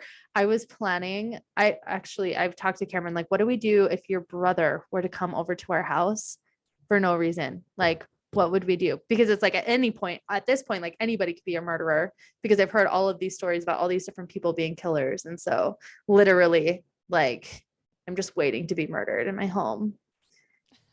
Okay. So I stopped Well, listening to it a couple of years ago. I've cut myself off. I actually will avoid horror movies and stuff as much as I can too, because my imagination is quite the wild one. So I think I got myself extra paranoid about the murderous stuff. yeah, it sounds like you had fears that were kind of like instilled in you younger, and then it can't, like, once you were listening to this murder stuff, it like moved over to, okay, like murder too, like goes in Yeah. this category as something that's it's gonna happen. Like, Well, also what's crazy too is like, so my mom was not wrong with a lot of the stuff. Like, so she would teach me like these things where you be cautious, like you check under your car, you check your back seat before you go in, like you do all these things. And one other thing that she taught me was like, when you go into a public bathroom, even if you're with friends, check every stall that's open and just make sure nobody's in there. And then go to the bathroom. Like just make sure you're safe. And so I did that every single time. And there was this one time I didn't, Casey. One fucking time I didn't. I was at a Maverick bathroom in Provo, Utah, and I checked the first couple stalls, and then there was like the big handicap one, and it was a dark space. Like it's dimmer back there. There wasn't a light, and I was like, "Fuck it, I'm not going. I gotta pee. I'm gonna go to the bathroom." And then all of a sudden, boots are standing in front of my stall, and it for sure was a guy. And I know this because I tried calling out and I couldn't calling out on my phone. I only had my phone on my card, and it was like, do, your call can't be completed. And then I was like, fuck, hey, I'm either going to get like raped in the stall or out there, because I didn't hear him leave. I didn't even hear him come in. And so I'm like, I think maybe it'll be safer if I go out of the stall and just am ready to pounce, like, defend myself however I can, like scream, whatever. Anyway, this man was like standing up against the counter, and I had to like put my back up against the wall to exit, and I smiled at him. I was smiling at him like, "Oh, hey, nice to what see the ya." fuck?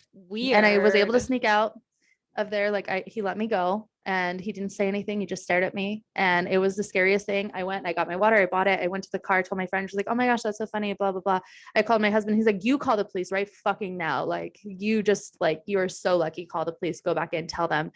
And so then I did, and the police like didn't find him. And then also the clerk lady, she was fucking cool. She was like, bam, bam, bam, like busting open every door, like, who's in here? Anyway, he was gone. But it was really fucking scary.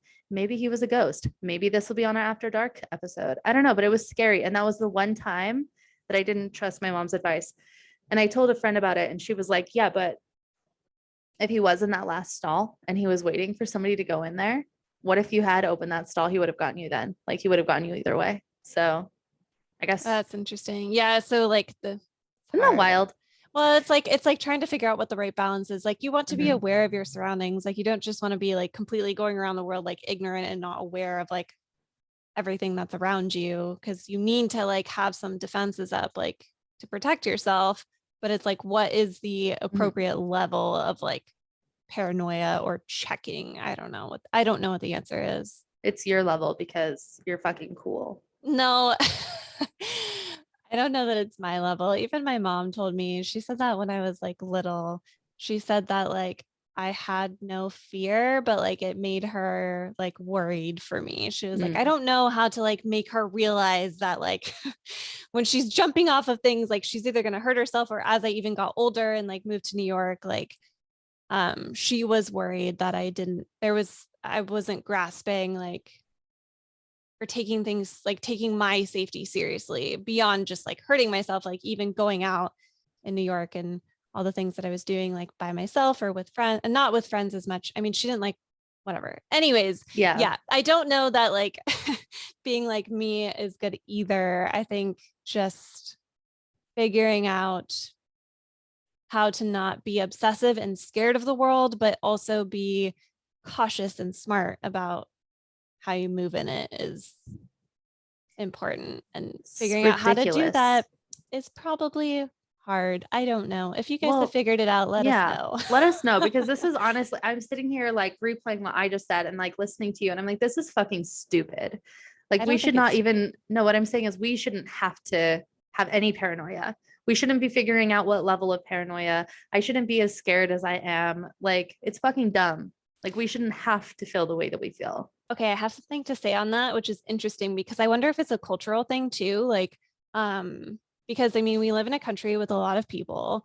Um, And in Denmark, so it is commonplace. So Denmark like doesn't have like any crime, like really for the most part. They had like one kidnapping in the 90s and it was an accident. Somebody accidentally took the wrong stroller with the baby. So this is probably going to sound absolutely insane to you, but I do follow a family that lives in Copenhagen. And so when they go to a restaurant, they just park their babies in their stroller outside. They park them outside while they're like shopping in stores and they just leave them outside. Like they don't even think about it. Like it's just normal. Again, now keep in mind, no kidnapping since the 90s and it was an accident. So this is just normal. Everybody leaves their babies outside. Like they're not coddling them. There's like no fear. There's just this sense of like safety and trust in their community, but also this is like a much smaller country. There are a lot less people. I don't know what it is, but it is interesting that they can live that way. And Yeah. here we are so freaked out. And there was an instance where somebody from, I think like Denmark came here, visited New York, and they didn't know about American culture or that like we have high crime here comparatively.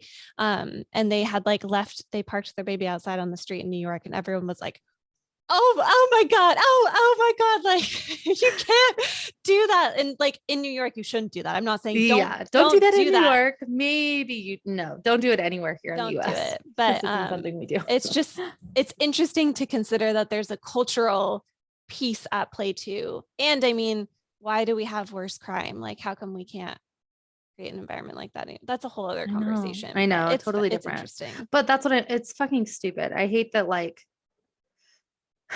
I wonder if men get this paranoid because for women it's like we're gonna get raped, we're gonna get murdered, we're going like I don't know, we have to worry about how we're gonna wear our hair or like how we present ourselves. Anyway, this is why I was scared. He's schizophrenic. He's clearly a murderer because I'm psycho. You're not a psycho. So. I'm not a psycho, but I am paranoid. And it is something that I had definitely actually have gotten a lot better at. Just so you guys know, I haven't always been so easygoing as I am right now. It used to be much worse.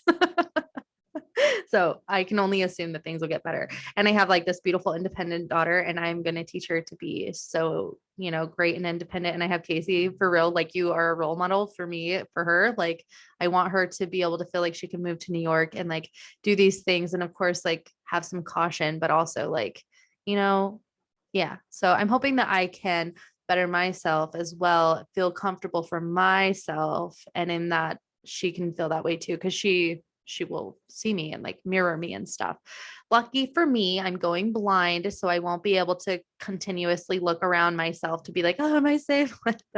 See, look, Yeah. humor in the hard stuff. But also, I mean, that is a good point too, like as to that would contribute to you feeling nervous because you already like can't see as well. Yeah. So that actually does make you more vulnerable for sure in a lot of ways. So like I feel like not acknowledging that too, like it makes sense for you to feel more vulnerable just because of that alone. And it's possible that could even play into like on a subconscious level, like sure you could think like, oh, I'm just being a little crazy or over paranoid, but like there could be this like, I don't know, innate part of you that like because you're more vulnerable because of your vision, your brain is like trying to keep you on high alert. Yeah. Like, hey, we need to be extra careful, extra cautious. Like, like I literally would not be able to see it coming. If somebody were to come at me, I would have no idea. Like my friends are like putting their hand out for me to give them a high five and I can't see it. And so luckily, like either they remember and then they feel guilty because they're like, oh, I'm so stupid. I'm like, don't feel that way. Like it's hard to remember. I don't look visually impaired the majority of the time. Like my left eye will wander sometimes. But Cameron, when my husband, when he's there, he's like, Frida, high five. Like he's there to help me with that, which I think is fucking cool. But he's not always there. And so anyway, yeah, I can't see, like I have that tunnel vision pretty much in my right eye. And then like my left eye, it's like, it's there, but I don't know. So I do think that because I can't see. And then also when I am checking my surroundings, I have to like try and be a bird and like turn my head all the way around. Like it's fucking tough. It's tough. And so I do think not being able to see definitely contributes to that. And maybe there's something to be said about that. So I'm like, my vision gets worse and worse with time. And so my paranoia has also gotten worse and worse with time. I definitely think Sword and Scale has had a lot to do with it. Like I definitely don't trust people as much as I did because I'm like, everyone's a murderer. But a lot of it's like I just can't see, like if I'm out and about, somebody coming at me or whatever. Like I fucking run into people at the grocery store. It's embarrassing. I'm like, sorry guys. And they're like, what the fuck is wrong with you? Watch where you're going. I'm like I was. Dang, do people actually snap at you? They give me the eyes, nobody's ever like physically said anything. Like I've heard, people be like, well, excuse me or whatever. And I'm like, I'm sorry. And I recently started saying like, I'm visually impaired. Like I'm sorry, I'm blind. Anyway, what I need to do is learn how to use my cane and like have it out, even if like it's not incredibly useful for me during the day. I could at least have it out so people will be like, oh, okay, she can't actually see very well. Anyway, it's like my Yeah, thing. like I guess even if you don't need it, it kind of like signals to other people like, hey, give her Hmm. space. Like Yeah.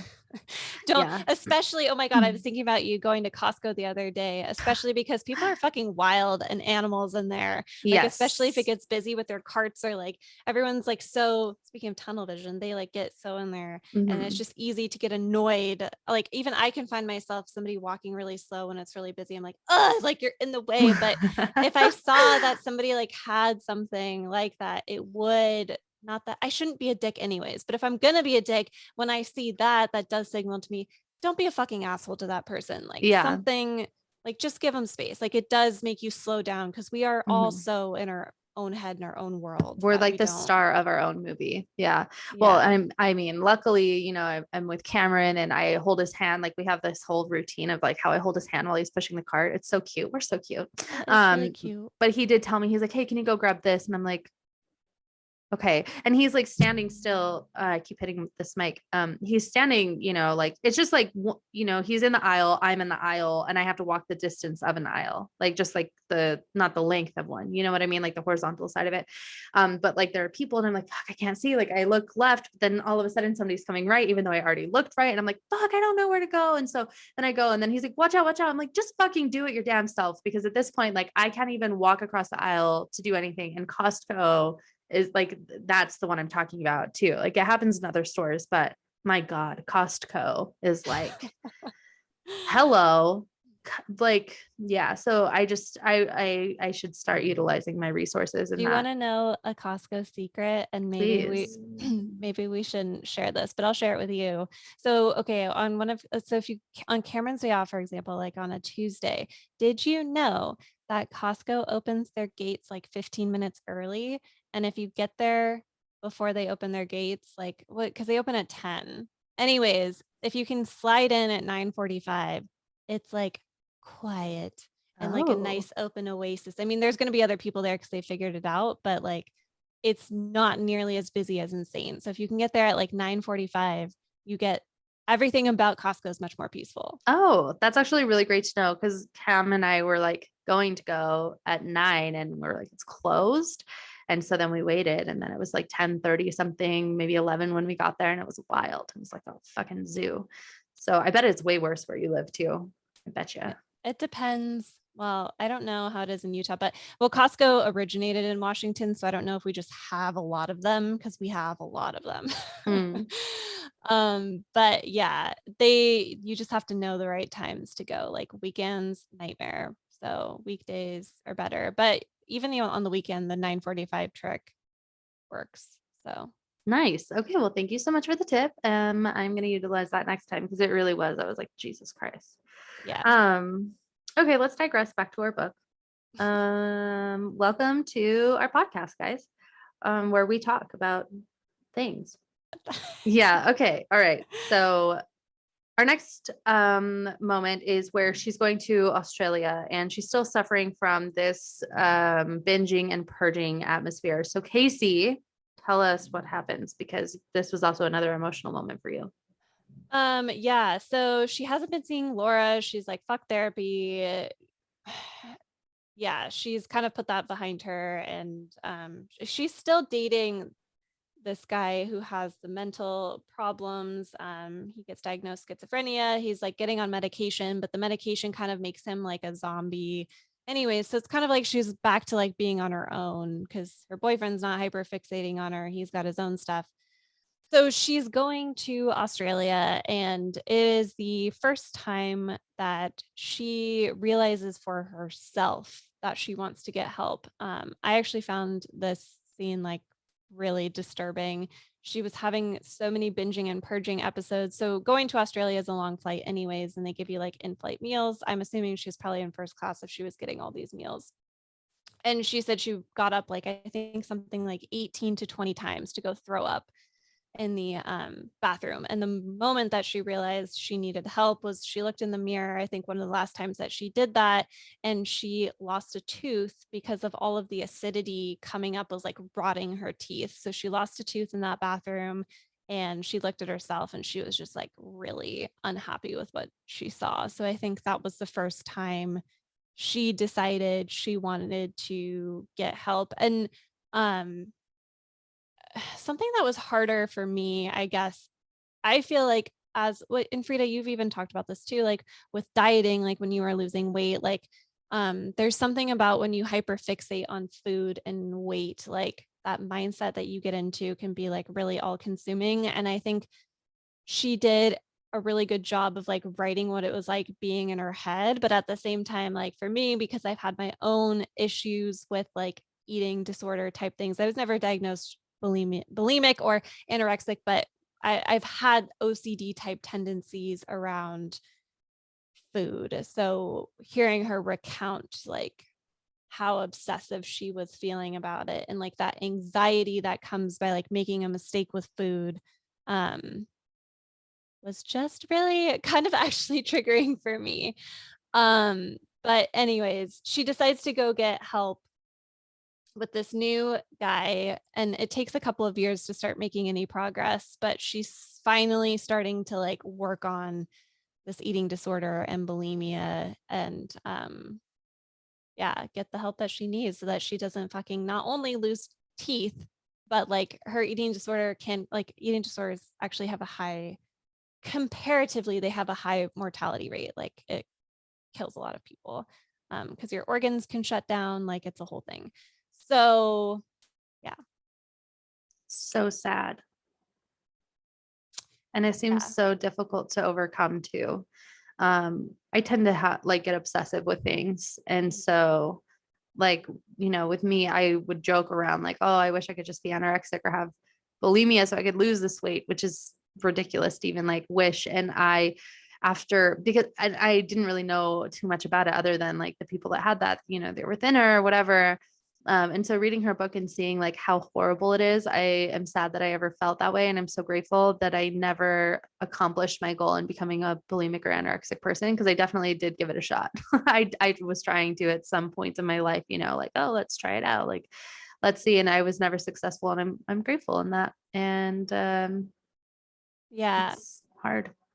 The other thing that was interesting too, like once she was not doing full-blown anorexia and she was doing her binging and purging, she had a lot of weight fluctuations. Like she talked about going from 0 to size 6. And that's something that when I feel like I was having my issues too, when I was like so obsessive and it's like all that it consumes everything. Like your whole life revolves around food and your eating schedule and all this stuff. And when I was being really obsessive and like extremely restrictive and working out way too much and doing lots of really, really stupid things that were like very bad for my health. Um, yeah, the interesting thing about it is like that hyper fixation and it being all consuming. It's interesting because it doesn't work because you have all of those fluctuations. So like you get really small and then like it's not sustainable. So you gain it back and then you get really small again.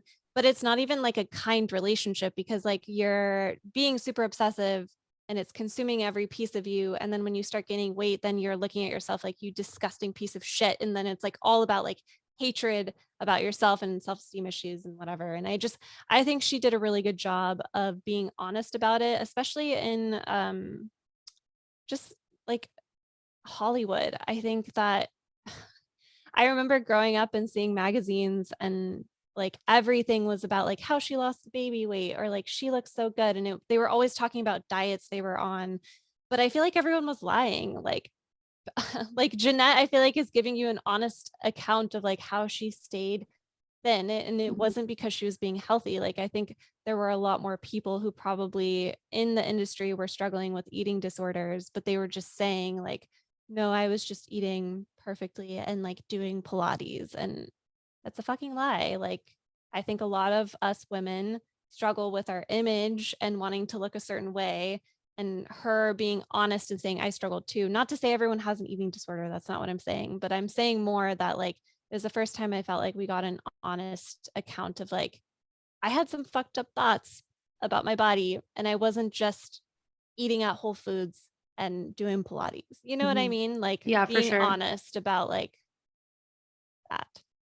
I'm so grateful that she was honest too, because I mean, like we had a conversation about this before deciding to record this, but like you and I are like exposing some of our stuff too. And it's all because she exposed herself and she laid herself and her history out for everyone, like raw, right? And so it's amazing how popular this book was because it's so relatable for so many people. And so I think that also like makes me feel comfortable enough to say like whatever traumas I went through. And of course I say it casually, and I never say any of this stuff to get any sort of sympathy. I'm not looking for that. I'm not interested in that. It's more just that we're not alone. And unfortunately, it's more common than we realized. Unfortunately, because I really wish to God it wasn't. I wish Mhm. that these things were like so insanely rare that it was like, even more shocking to read. Given like I'm sure there were a lot of things that were even shocking to me in this, like the bathing her child and teenagers as they're teenagers together, vaginal exams, stuff like that. That is very shocking. Teaching your child to have an eating disorder, that's very shocking. But there's a lot of stuff that's relatable, and it's relatable to both of us. Like you and I had very different upbringings, but you and I both related to this book in different ways. And we each, maybe like got a little triggered in our own different ways. And there are people just like us that also did. And so I'm very glad that Jennette spoke her truth so that we can come together and talk about it. Because I'm sure there are people like me that haven't gotten therapy too, and are like, maybe it would be good to talk about this a little bit. Maybe I don't know. I'm gonna walk away from this and never talk about any of this. I'm like, I'm done. Let's just pretend like we didn't do this. You're editing this podcast. Just kidding. We'll talk about that later. Just um, like, do I really want to hear this again? Um, yeah. but very grateful that she wrote this. And it's sad how relatable a lot of this is, man.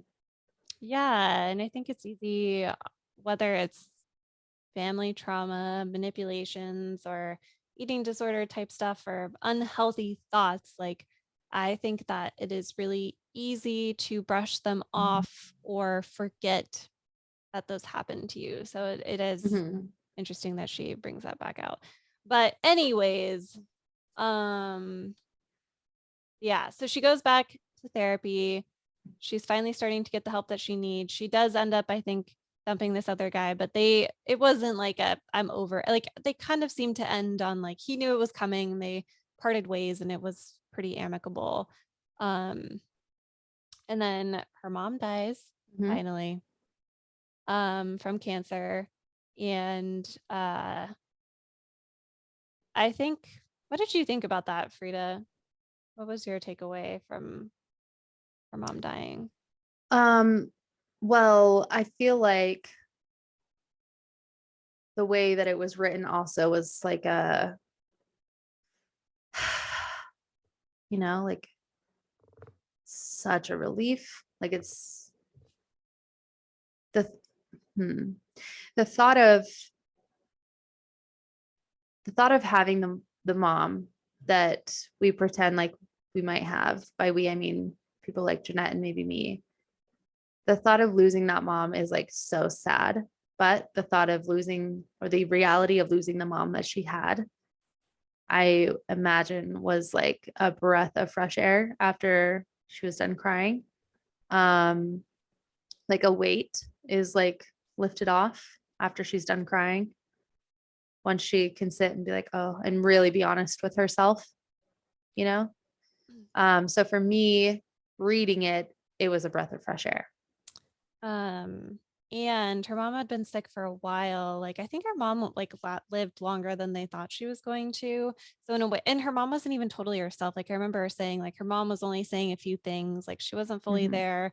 And when her dad called her to be like, you need to get down here. I remember there was the scene where she was like, are you sure? She's like, you guys have said Mhm. this like 10 times. Like, are you sure? Mhm. I'm about to get on a plane. Like, I think she had some fatigue.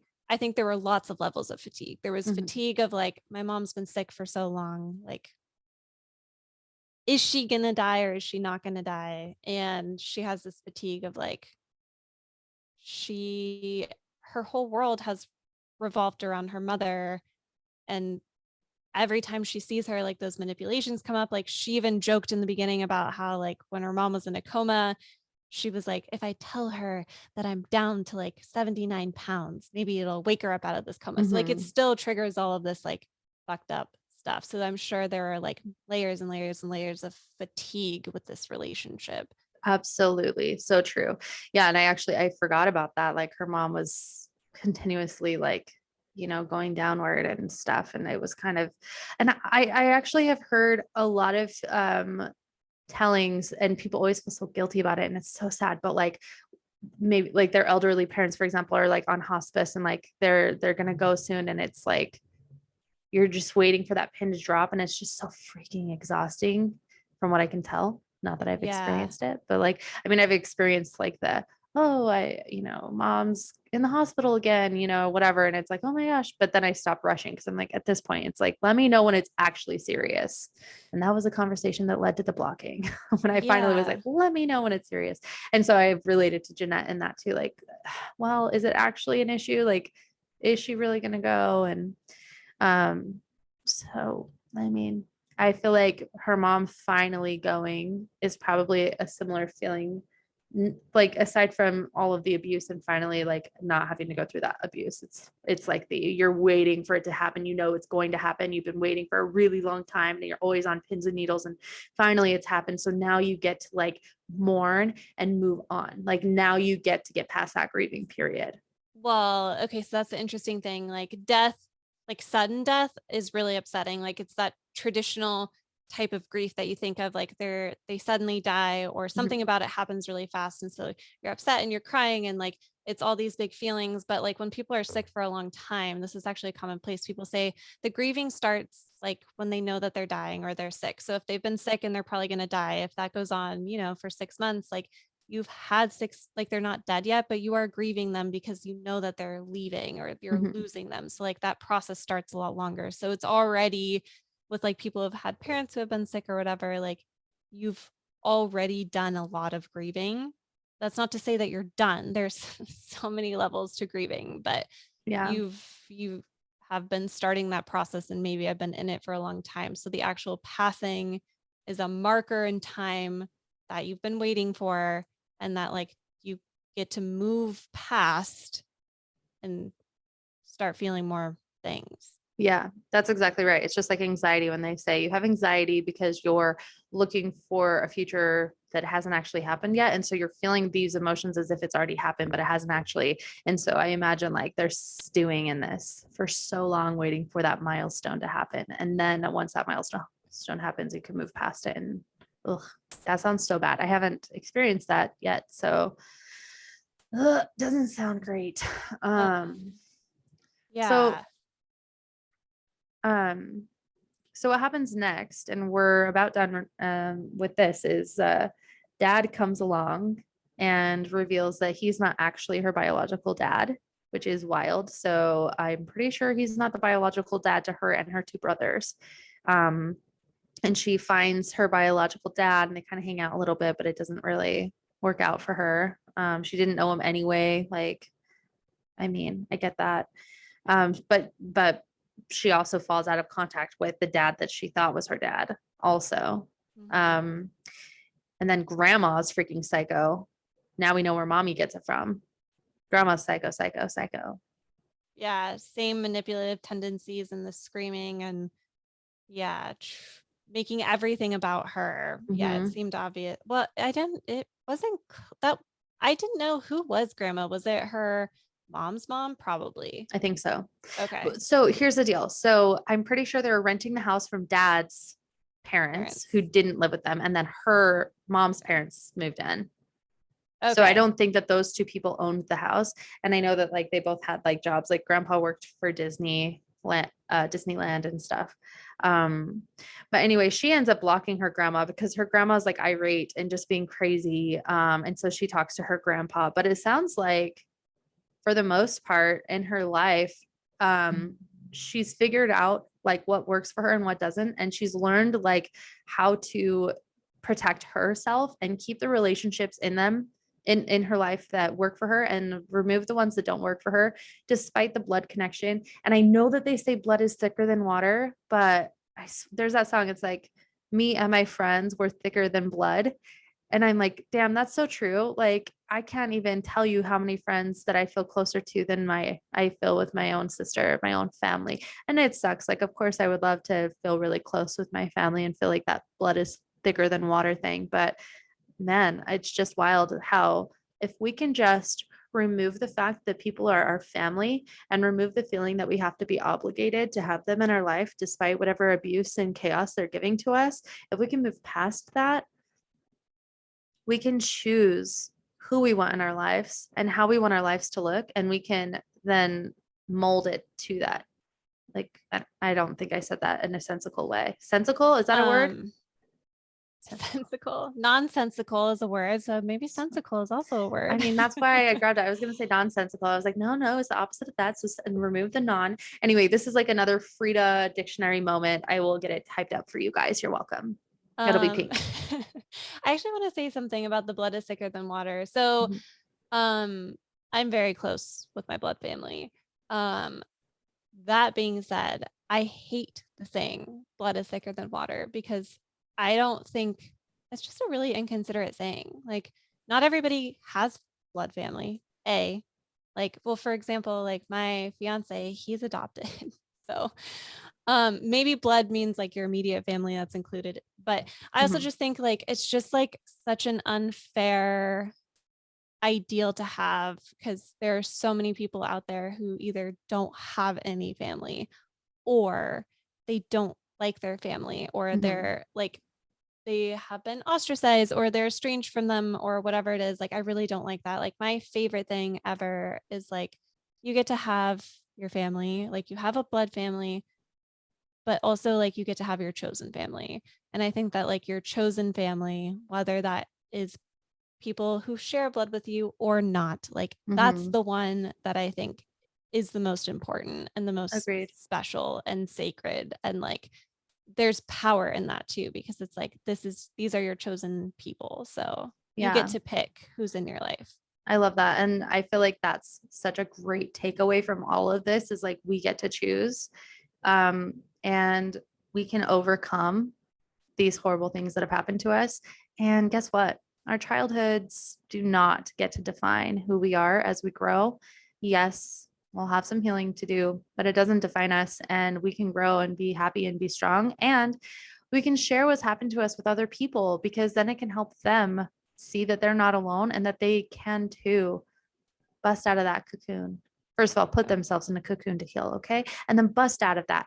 Be the coolest fucking butterfly of all goddamn time. And don't let anyone touch you because I'm coming up with this all by myself and I'm really proud of myself. Don't let people touch you because then they'll take the dusting and then you won't be able to fly anymore. So still protect yourself by choosing who you want in your life and what situations you want to put yourself in. Oh my God, I'm Yeah. so fucking philosophical. No, this is good. I think this is important stuff. Yeah. So, anyways, the book ends. We found out. We finds out that Eek. she decides to quit acting and she wants to pursue writing. Mhm. And the book ends with her visiting her mother's grave and she realizes it's the last time that she's going to go there. She said Mhm. she was like starting to cry and then she like was romanticizing her mom and then she was like I'm done romanticizing her and she like looked at the words on the headstone that said like brave, like kind, all of these like words and she just like shakes her head at it and she's like fucking done. Like that's it's enough. Like Yeah. she walks away and that's how the book ends. So I guess we are hoping that now she is going, supposedly she had at least had a year or something under her belt of not having an eating disorder anymore. I know you can relapse, but it sounds like she's on the way to like figuring out the path she wants to walk. Yeah. I also found out she has a podcast, which is pretty cool. So it sounds like, if you're super interested in her life, you can also listen to her.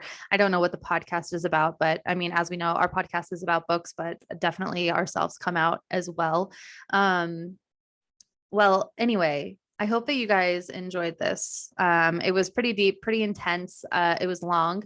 Um, and I know, I mean, it's a memoir, so I guess like rating it isn't like, I don't know. It's not like we're rating her life, but I will say that this was a 5-star read for me because it was really fast. I think she wrote it really well. I really enjoyed like the comedy in it. And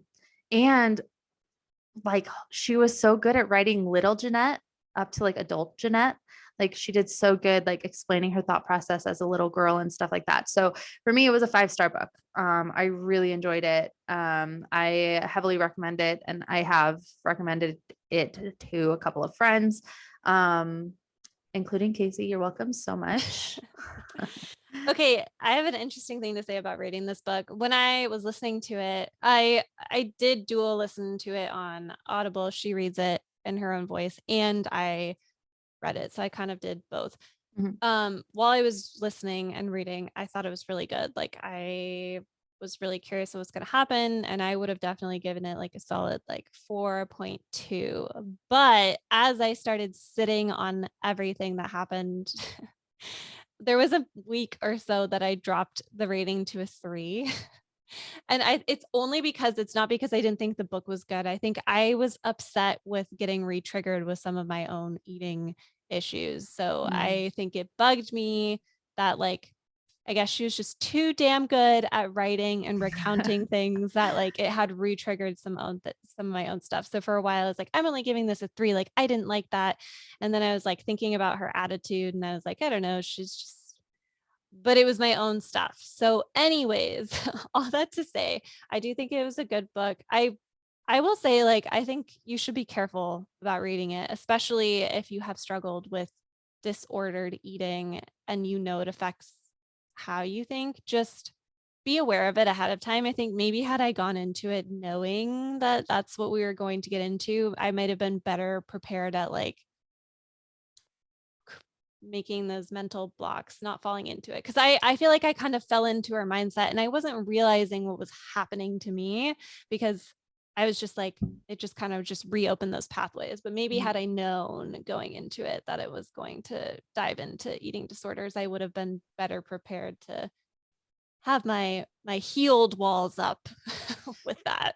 It's interesting that you say this because like I recommended this book to you and that was never one of my trigger warnings. Like I knew that there was eating disorder in there, but because I have never struggled with that, it wasn't even something I considered could be hurtful. And so that is so interesting to me and enlightening to me as well that when I recommend a book, I should be more, I guess, cautionary with some stuff and be more aware that other people exist and go through their own traumas as well that could trigger. I probably could have told you that there, was some of that. So you could have gone in there like a little bit more mentally prepared. Not that I'm blaming myself. I know you're about to say, Frida, it's not your fault, blah, blah, blah. I hear you. I know, but it is true. It is a fact. I definitely could have like braced you for more of that impact. And I just didn't even consider that. So this is a good lesson for me. Well, two things on that. One, I actually really don't ever talk about my experience with that. I didn't even really get into it here anyways. So like Mhm. because I don't talk about it, like how could you have known that I've had my own struggles? True. A, B, it's easy to forget. I even forget how twisted my mind was back then. Like I think that once I was able to move past everything that happened, like it was really easy just to block all those pathways. So I didn't realize like there was, because it was so familiar, I don't think I could have even known like it's also easy to forget that I had a problem too. So I think there are a lot of things happening. Sometimes you don't even realize that you have a problem until you see it from someone else's perspective. But Mhm. I think for anyone who has had obsessive weight food type things, just like I'm not I'm not saying don't read it. I think it's a great read. I'm just saying like just be aware Yeah. that like she goes there with like it can just yeah, it can feel natural to like get into her obsessive headspace and that can like kind of carry over. So just like that's all I think Wear that some needs to be armor said. when you go into it. Yeah, just be aware if you know yourself. And I mean, Mhm. I think because even you talking about like obsessing when you did the keto thing, like food giving you anxiety, like even on a smaller scale like that, like maybe if you were doing keto right now and really obsessing, like maybe that would have triggered something too. I don't know, maybe not, but This entire conversation, and like before we even started recording, I was talking about how I feel so ugly and like I lost weight, but now I've like gained some back and I can't seem to control myself. And I know I need to stop eating so much, but I can't stop. And like I get really bad stomach aches, but like I can't stop myself. And like I don't know what's wrong. So I actually am like feeling myself become more obsessed again. And I think the trick is to just have healthy, balanced meals. And if you need to lose weight, maybe just make your meals a little bit smaller. And maybe that's like all it is. And also just don't eat the foods that hurt your stomach. It's that fucking simple. And yet I obsess and I overanalyze and I know I'm not alone. That's why there's this diet culture that we're in. And it's very fucking annoying. And so, it just gets frustrating because I mean, you also get to a point where you feel defeated, or it's like, mhm, I need to see progress now, or yeah, and we don't have a lot instant. of good. Yeah, the instant thing is a whole other thing. But yeah, my favorite thing when I healed my Mhm. relationship, I don't really like diets. I actually kind of avoid them like the plague for the most part. Like there are certain things I will adjust like for inflammatory purposes, but my favorite thing is like the 80-20 rule. Like I just want to try 80% of the time like to eat as good as I can and 20% of the time like I'm going to give no fucks. Like I'm Yeah. not going to feel bad about eating a fucking cupcake. Like I'm just not. Like we're done with that. Yeah. I know. And you always say, just be happy when you're eating it because then, you just enjoy it. Another thing on that note, and then I know we should wrap it up because it's been so long. There was something I learned the other day and it was like so fucking cool. It was add, don't take away. And I was like, what the fuck does that mean? Anyway, Mhm. this chick is like, oh, I really want this cookie. I want it so fucking bad. And it's like a big, hefty, yummy looking cookie. I don't know. It was like chocolate or something. And so she took a bowl, she took some Greek yogurt. She then put in some berries and I think she drizzled on some peanut butter, I think. Um, maybe some nuts. And then she crushed up the cookie and she put it in there and she ate that entire bowl. And so it ends up being like maybe 200, 300 calories. So it's quite filling. You're getting your fiber, your protein, your other shit that you need, such as sugar. It's very important for your diet to have all the sugar you can possibly consume. Just kidding. Anyway, so she's like getting all of these really yummy things that are going to make her feel full. It's like balanced plus her cookie. And so now she's going to be full for a long time. Like that was a nice snack. And so it's like instead of just having one cookie where you're like, oh, I had a cookie. Now you're like, but I had like a nice meal. Also, I don't know about you, but if I'm like in my binge, my snack phase, I'll eat one cookie and then I'll eat another one. And then I'm like, oh, let me grab some chips because that was super sweet. Now I need something salty. And oh, now that was so salty. Let me get another sweet thing. Like I will like eat like crazy and I don't purge it. So I just binge it and then I become obese again. That's kind of my thing. So anyway, if you eat a meal that's actually filling, then you're not going to do that because you're not going to feel extra hungry to continue to eat these empty things that don't actually fill your belly. Okay, and also fun fact on the cookie thing, like if you're gonna eat sweets like that, they say, and this is something if people, especially if people are like conscious about calories, also counting calories is fucking stupid. Don't do that. Like it Oh, actually, the calories don't matter because there are good calories and bad calories, and yeah, but it's calories in, calories out. This is interesting. yeah. No, I haven't. Yeah, don't fucking count calories. I've been there, done that. Also, it really actually doesn't. Yeah, it really doesn't matter. Like, well, I mean, it would if you're eating like 6,000 calories. Like, that's a different story. But like obsessing over calories is crazy. My point is, okay, this is why people get in this trap. So, like, let's say somebody is on a diet and then they eat a cookie, but they're so freaked out about the calories, they won't eat anything else. And then they get in this binge and purge cycle. Mhm. Anyways, this nutritionist said that if you're going to eat sugar, and this is where people who count calories freak out, they say also make sure you eat fat with it. Like either get a handful of nuts or like peanut butter or something that is high in calories. So you're freaking out. You're like, oh God, I just had a cookie and now like this other high calorie thing. But because the sugar gets burned up in your system so fast, if you eat it with the fat slows down how fast your body is Mm. processing it. So because it's slowing down, you're not going to have that same reaction of like, I need more sugar or I need more calories. Like it's going to satiate you and kind of even you out more than if you have a cookie and then you're like freaking out because you're like, I can't add more calories. I just had this cookie. It's like, no, just fucking Yeah. eat a fat with the sugar. I don't always do that, but I mean, if you're worried about it, eat fat with it. Yeah. And the actually, I mean, yeah, that's the calorie trap. I'm like, oh, fuck, peanut butter, it's deceiving because it's like 200 something calories for 1 tablespoon. Like it's fucking crazy. It's 190 calories. If I'm like, do I have this memorized? I might. Somebody fact check me. You get Joe over there, fact check me. two tablespoons for like 100. Well, it depends on the brand, but like 190 to like 200 and something. So wild. So anyway, this was all like very enlightening. I am like sitting here thinking like, what are some foods that I could actually enjoy that I know like are healthy, but then also like delicious. So I don't feel like I'll fall off the track, whatever. Also won't hurt my stomach. It's fucking stressful. Maybe just hire a nutritionist, people, if you have the money, which I don't. So anyway, on that note, bye. Just kidding. On that note, we'll catch you on the flip side. Books loose Um, and so anyway, really lovely book. Super enjoyed. Definitely trigger warning. I don't know what we could do on our Instagram to like prompt you guys to have a conversation with us about this because it's such an intense book. So I guess if there's anything you want to say or share, comment on the post that Casey makes that day or email us or not. Well, you could email us. We're at the bsxoxo@gmail.com. Instagram is the bsxoxo. You can DM us on there. If there's something that you want to get off your chest, we're here. I'm an open book. Like you freaking heard. Casey and I are both here for you. If you ever need a vent or talk, so there's a community here for you. Our next book is going to be, or our next full book recap is going to be Throne of Glass books 2 and 3. Last book recap, we covered Throne of Glass number 1. So the next one's going to be 2 and 3. We're doing 2 and 3 because 2 was all right, but it bored us to tears. So we're like, we're going to combine 3 because 3 seems to be pretty good. So it'll be nice to just combine the 2.